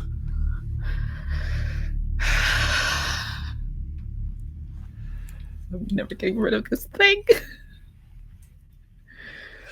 Matt, the theme of today's affirmation is body positivity. What is David's message to his audience? We see David in close-up, and he's now outside in his yard. There's a little gazebo in the background. It's a well-tended to garden. And the camera slowly pulls away from this close-up. And he says, there are 3 pillars of success.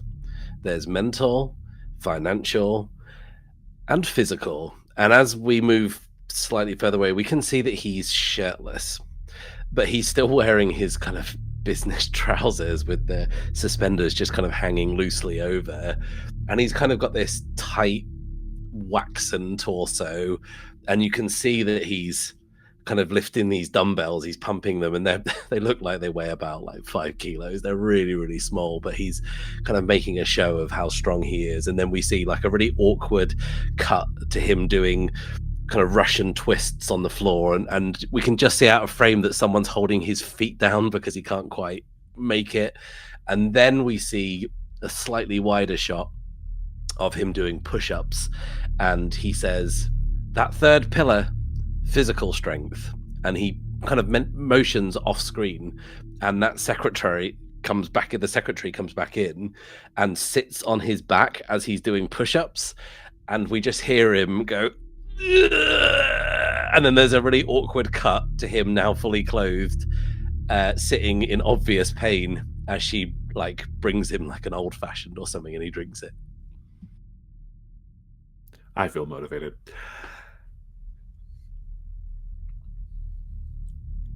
Casey is clearly shattered by this information you've given him. And he actually sees, is it like a canister of gasoline you have with you? Yeah. He sees that and says, well,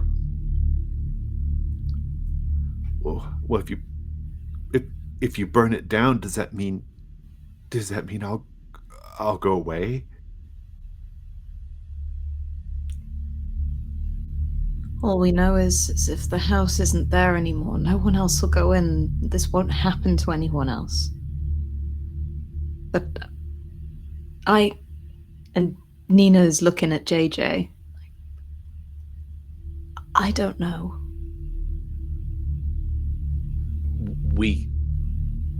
All we know is this place has got to go. This place is bad. Casey looks up and says, but what are you going to do about him? And that's when you see a little boy in a Power Ranger costume staring out at you from the window.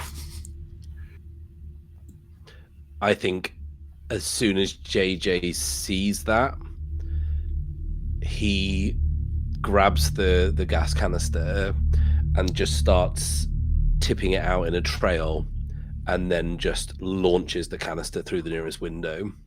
Nina hesitates and is running after JJ like, wait, maybe we've missed something, and then the canister goes, fuck. Is this right? We're sure, right? We're sure. Casey screams, well, we have to get him out at least.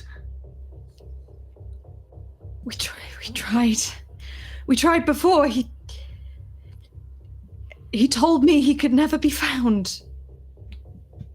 JJ flicks his lighter on and he just says, this is the house talking. This is the house talking. Don't listen to it. This is the house talking. This is the house talking. It has to be the house talking. Leon, what do you do after your phone call? Leon gets up, looks to where Mal is waiting, sleeping. I don't know. And he just runs out of the house towards the arcade, towards the tunnels. It's the only maze he hasn't seen at all. Wren? Yeah. Something keeps leaking or crawling out of David's facial orifices, mouth, nostrils, tear ducts, ears, and it always takes him a few moments to realize it's happening. What is it? And what does he do whenever he finally notices?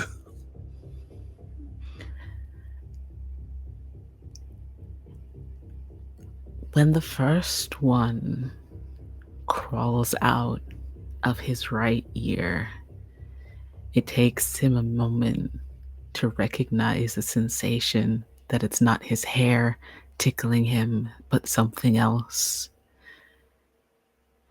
It's almost imperceptible on the camera, but someone behind the lens zooms in and you can see this thin trail of thread, and it's a tiny worm, an inchworm, gray in color, inching his way down the side of his neck. Another one begins to inch its way out of his left nostril, and that's when he catches up to it, and he smiles that wide smile again with eyes too wide, and you can see out of one of the tear ducts wiggling its way up another inchworm, and he starts to laugh a little bit, trying to play it off. Of course, this is part of the plan. He laughs and he brushes the side of his neck. He wipes his nose. He rubs his eye a little bit. But as he spreads his teeth, you can begin to see white wiggles along his gum line as the inchworms begin to spread. And as he opens his mouth to say something, their thread stretches between his teeth. And it is covered, stretched, and bound by the thread of the inchworms.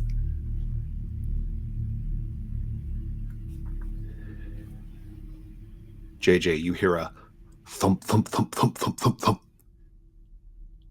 as Patient's head is running straight at you from the side of the house, getting ready to tackle you. What do you do?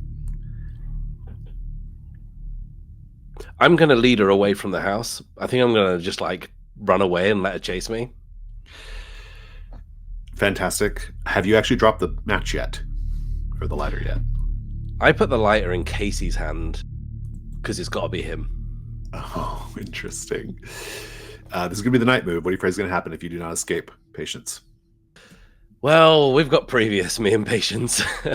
I feel like I'm going to be absorbed into her spiderous ways. Mm-hmm. I'm not sure how it's worse than that. So we'll just say it'll be particularly gruesome. How about that? Sold. This is going to be with Vitality. Do you have any conditions? I don't think you do right now. 10. 10. Nina, you see it's a blur. Like JJ runs off. You see Patience run across the yard. She's doing pretty good considering she's in like, kind of like 2-inch heels. Sensible heels, naturally.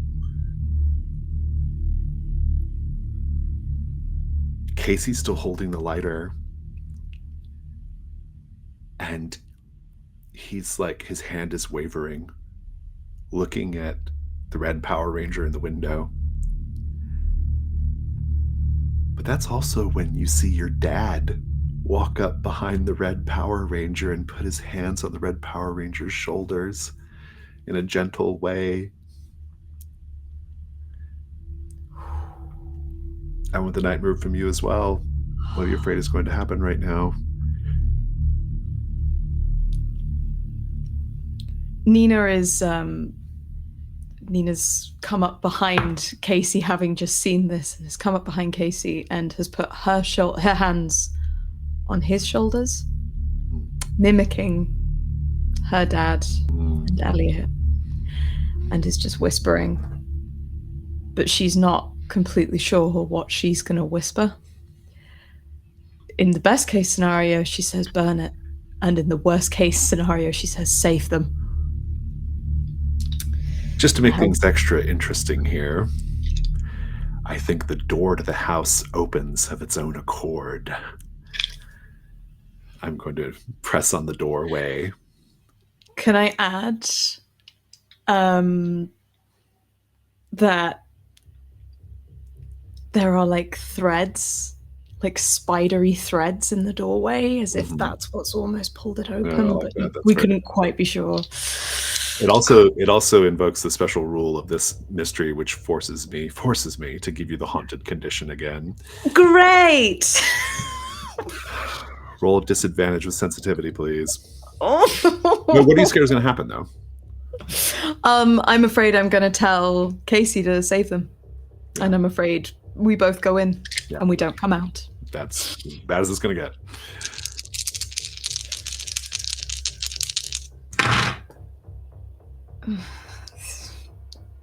-1. Yeah. It's a 3.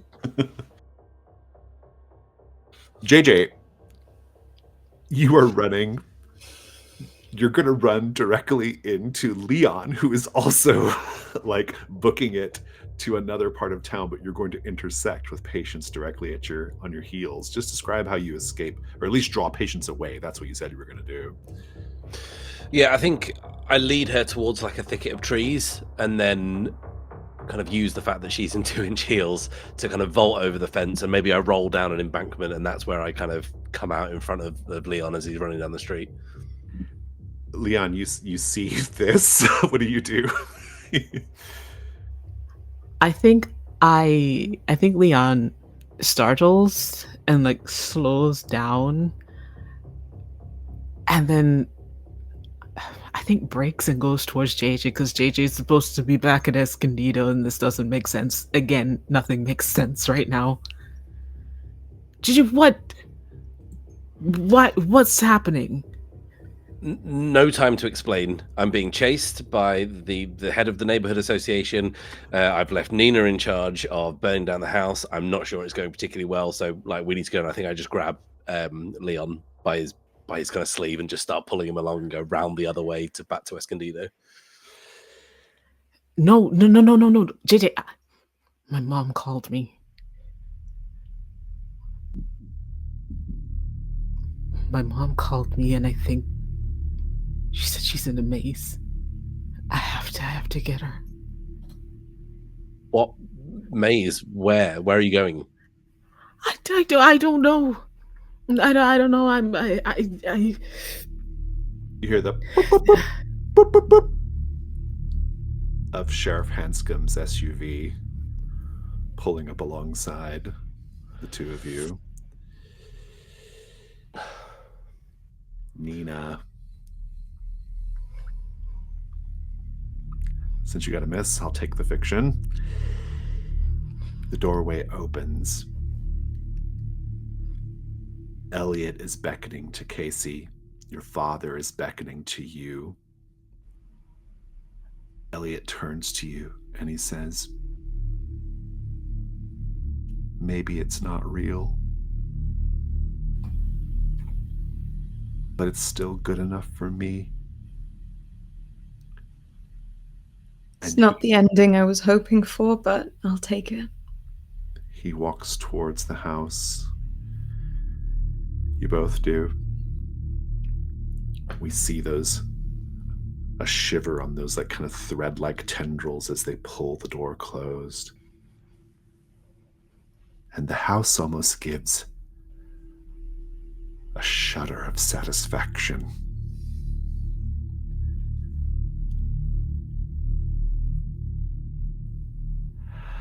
Jess. David Tilbert thinks the camera is off, but it's still recording. He's no longer in frame, but he can be heard chastising someone or something off screen. What is he saying? I've told you before, Bethany. There are 3 pillars to success: mental, financial, and physical. You were meant to hold my ankles during the Russian twists, but no, your weak little wrists couldn't hold me, could they? So I will teach you of the 4th pillar, Bethany. I will teach you of the pillar of screaming skin.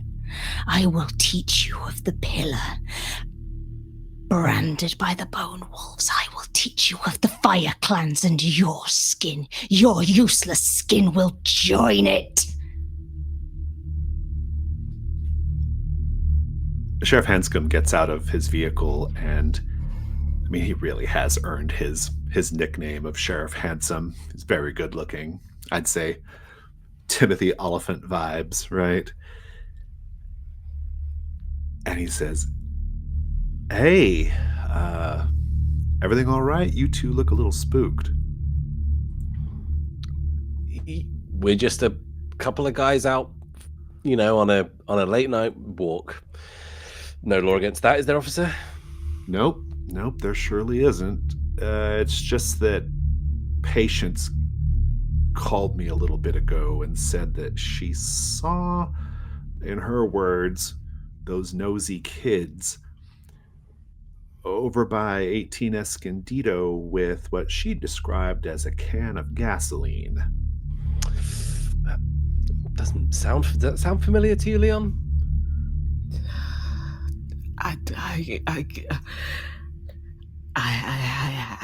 have to, JJ, I have to go. And JJ puts his arm around Leon and just pulls him closer.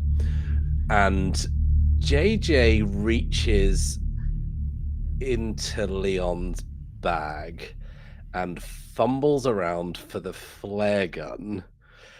And he's going to shoot it back through the hedge and the trees towards Escondido Street, because that fire isn't going yet and he needs to get it started. Well, we'll get to that in a moment. Let's see what happens with Nina. Nina, are you going to turn a key of the child or desolation to... I will turn a avoid key that? of the child. Yeah, please, if possible. I don't want to die in a burning house with my dead father and new friends. In that case, yes. we don't need... JJ will not need to shoot the flare gun. Yeah.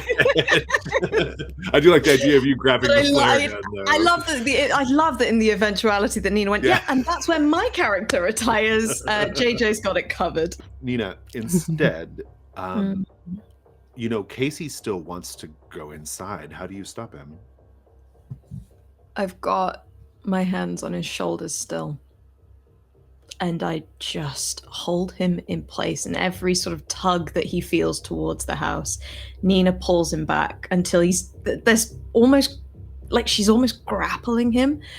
And in a moment of desperation, like, Nina just pushes him to the side, pulls out the matchbox that she has. And it's a matchbox of that from like her father, like it's something that her father would have had, and she rips a match and throws it forward. Sheriff Hanscom says, listen, you guys, I don't normally talk about this kind of thing, but you two are into some really weird stuff, and so I will. My dad, back when I was a little boy, he built that house. He was the contractor.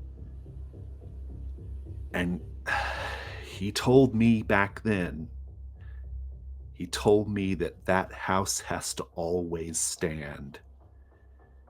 He said it was some kind of seal against evil. But there's too much weird stuff going on lately, and you two showing up, or you three showing up, and now you're gonna try to burn the house down, and I don't know. I think maybe my dad was onto something. Maybe we just let that house be, fellas. And that's when we just get a because you see the flare of the light of the fire, and Sheriff Hanscom like turns and says, "Oh, God damn!"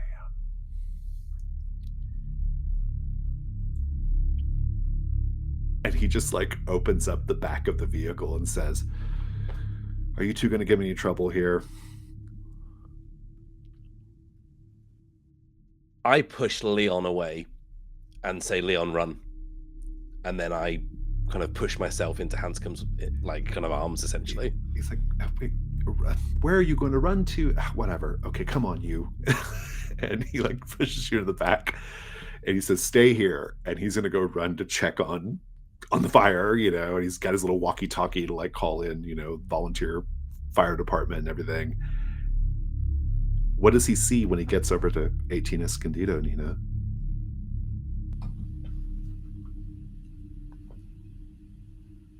I think Nina, the minute that the flames started to rise, Nina's gone. Nina can't bear to watch her dad go a second time. And the minute she sees that blaze of orange, she books it down the street. And Casey is a second thought, and the others are a second thought, and she's running, and just running in the wrong way. She's not running towards Rodenbecker, she's just running. Just this thud of combat boots on the ground, and tears are streaming down her cheeks, and she's just sobbing into the night. I think he sees Casey.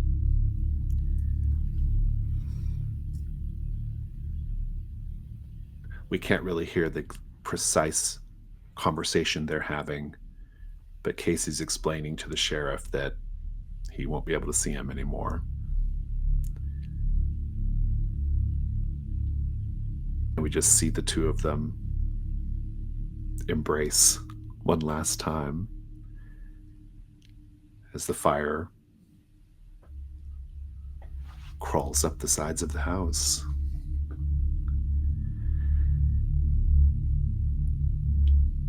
Our Odyssey tape keeps going.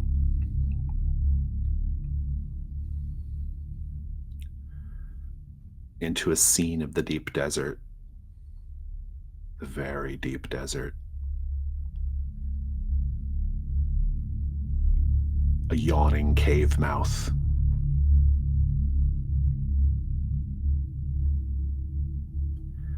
Stepping out of the cave into the bright sunshine is young cousin Dolores. Her curls are red. Her face is powdered and rouged. She's wearing a little sailor's dance costume and a white crackerjack sailor hat. And she's kind of doing a little step as she comes out of the cave. And she sings, "In olden days, a glimpse of stocking was looked dawn as something shocking.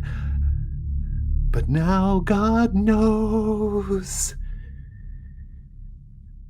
anything goes.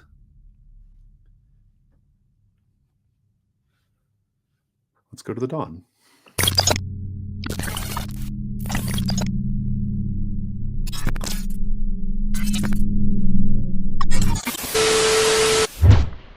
The dawn phase. Let's answer our dawn questions here. Actually, you get to collect rewards because you completed a mystery. Well, your rewards are the following. There are 2 rewards connected to Elliot and Casey. Elliot Mendoza can become a recurring side character.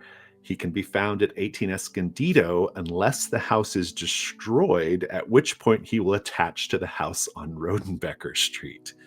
You have that option, only because you answered his question successfully. That is one of you can pick that, but he becomes a resident of the house, so to speak. We also have Casey Wilcox becoming a recurring side character. You get an extra clue on the meddling move, and you consult him about matters related to Deep Lake's young people. This will be a little tricky because it seems like we've established that Casey is no more. So, but if somebody wants to pick it, I'll make it work. You can have Bill Hanscom's personal cell phone number and add it to your corner of the house. Or there are 3 options for a memento from the investigation. Ask another latchkey what it is, and then add it to your corner of the house. Who wants what? I would like Sheriff Hanscom's phone number. Very well. If someone could describe something for me, I would love that.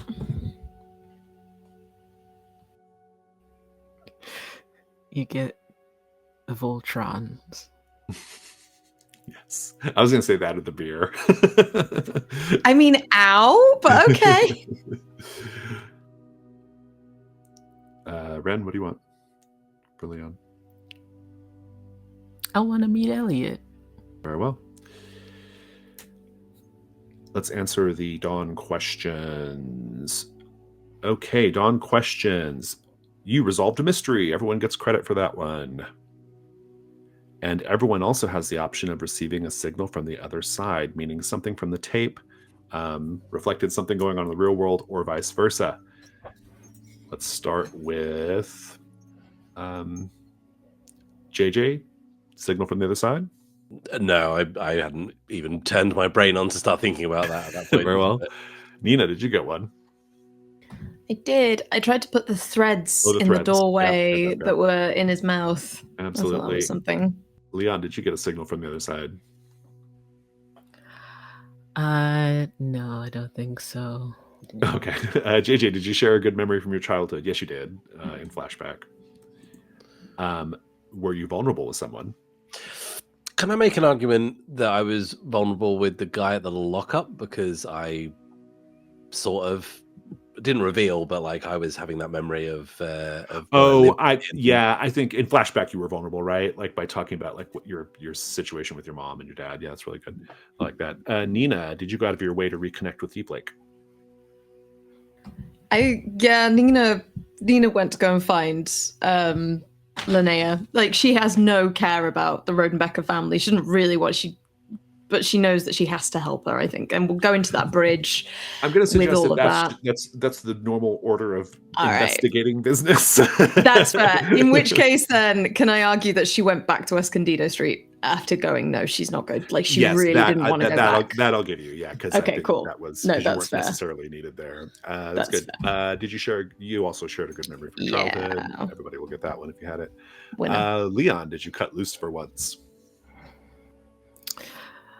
I took a Xanax, but no. Classic definition of cutting loose. I think going back to play the Zacharias was, but I think because he kept going. I would say because you kept going, even against all, like even though you were, it was maybe not the best idea. Did you deliver a chilling monologue about something that happened to you in the past?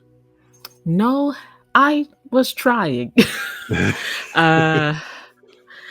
Something was happening every time I wanted to. I think I misunderstood though that I thought it had to happen in world, and that I didn't know flashbacks also. Oh, counted. flashbacks count. Yeah. Flashbacks count. Yeah, I'll remember that for next time. Indeed. Who's got advancement at this point? Nina's on her second. Yeah. I took just a +1 to presence. Fantastic. Leon, have you picked I up? haven't gotten there yet. You haven't gotten there yet? Wow. Okay. All right. No, I was trying, Jason. We'll get you there next time. Okay. Fantastic. I think that's everything for the phase. We do have one key of the child narration, which we can save for next time at the beginning. And then otherwise, we'll go to Stars and Wishes.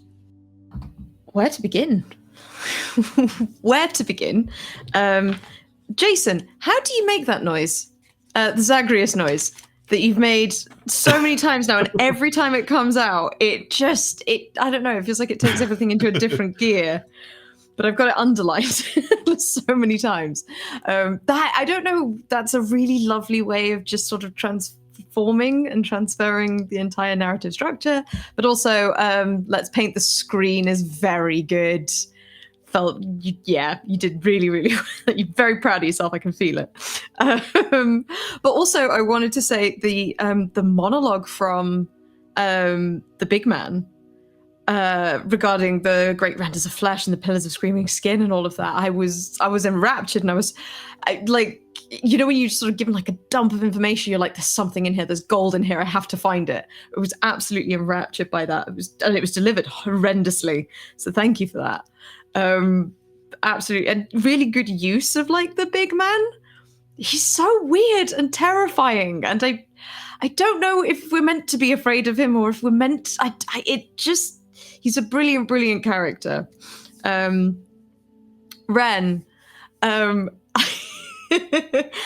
when you switched up, when you got the phone call from your mum, when Leon got the phone call from their mum. It was a whole other side of Leon we haven't seen yet, and it broke my heart a bit. But I really enjoyed seeing that drop everything vulnerability. Like, I think that's like been the only point in the whole game so far where you've not gone, okay, and with Mal, and thinking about Mal, and Mal comes with me, and Mal does this. Like, Mal almost didn't exist in that scene because you were so focused on your mum, and I just felt that desperation. That was so good, and you brought it across so clearly. And JJ, Matt, I've got one line written, which is, no time to explain, and then you explained everything.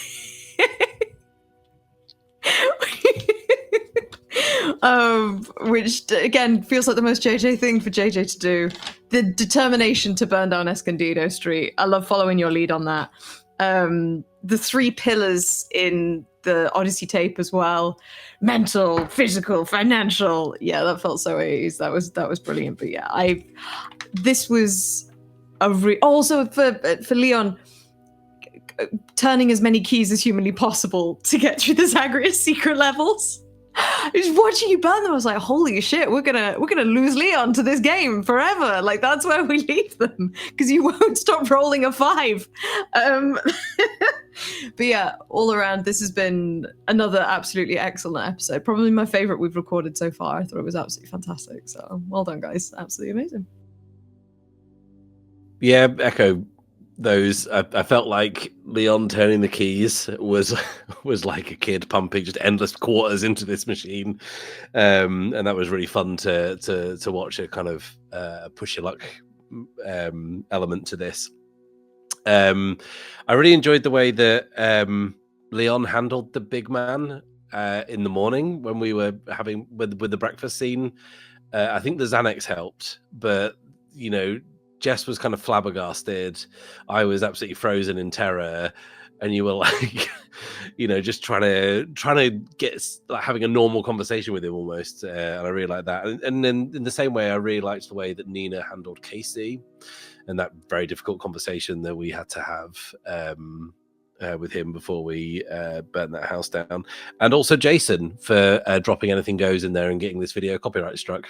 But yeah, I'm super fascinated by Dolores. I'm super fascinated by the Rodenbeckers, and that's a wish for me. Is I really want to head out to that ranch. But I know next session we're going to have another mystery dropping, but to spend some time out there would be great. But great session again.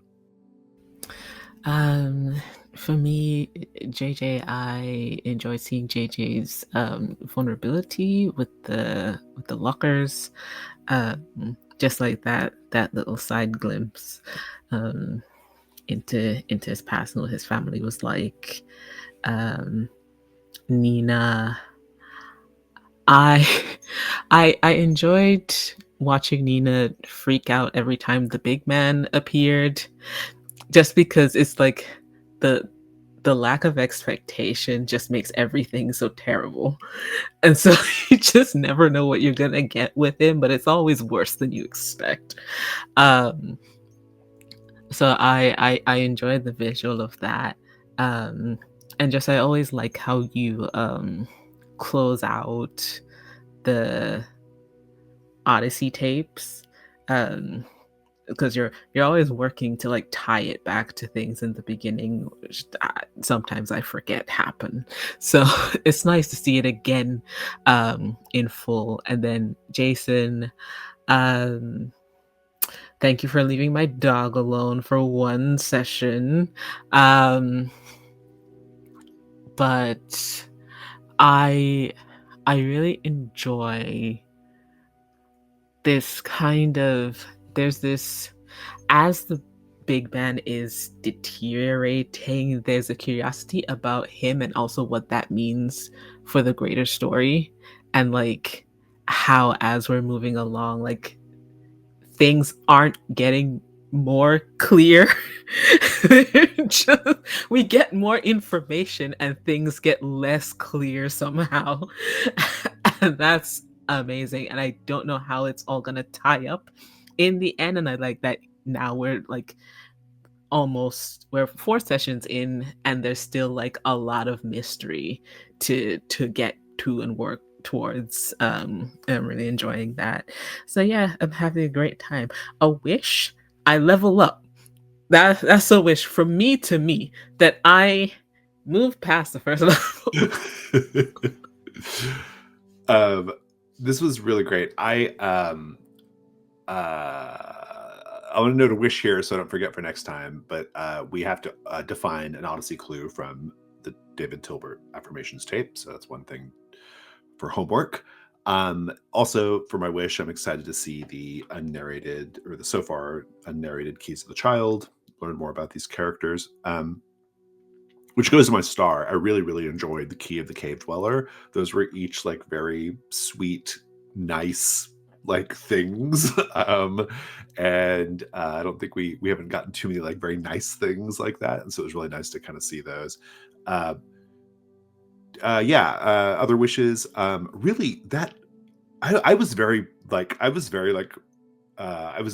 found it very upsetting, that like idea of JJ and his mom like hiding from the dad in the storage facility. I just thought that was really grim. And but I was into it. It was great. Really loved that. Loved the conversation between Casey and the Latchkeys about what the deal was with the house and kind of how that played out, and really the whole Escondido Street thing really just kind of came around, and like, you know, it all kind of like we put this really nice bow on it. And yeah, like you said, Wren, like we get all this information, but it seems like there's just so much more going on, right? And yet I think what will be fun for people watching this video is if they go back and I think people will be able to put together their own like theory of kind of what's happening here, right? Which I think is a lot of fun. Obviously we will do so more definitively once we answer the Odyssey question, but also stars for that. Yeah, love the conversation between Leon and his mom. That was a lot of fun. Love the interactions with the big man. It was just a great session. And it's really I feel like the events in Deep Lake are really reaching ahead, and the pressure is starting to ramp up, right? So it's, I think it's going to be, I think it's about to spill over into something really bad, I feel like. So I'm excited for that. But I think that's all I got. So any other stars and wishes? I think wishes, I really want all of us together to go down into the tunnels and have a look around there as a 3. I think that's something, because we're saying everything's going to come to a head, and now we've just broken a seal. I think if it's all going to go wrong, it may as well go wrong underground, right? In the dark, right?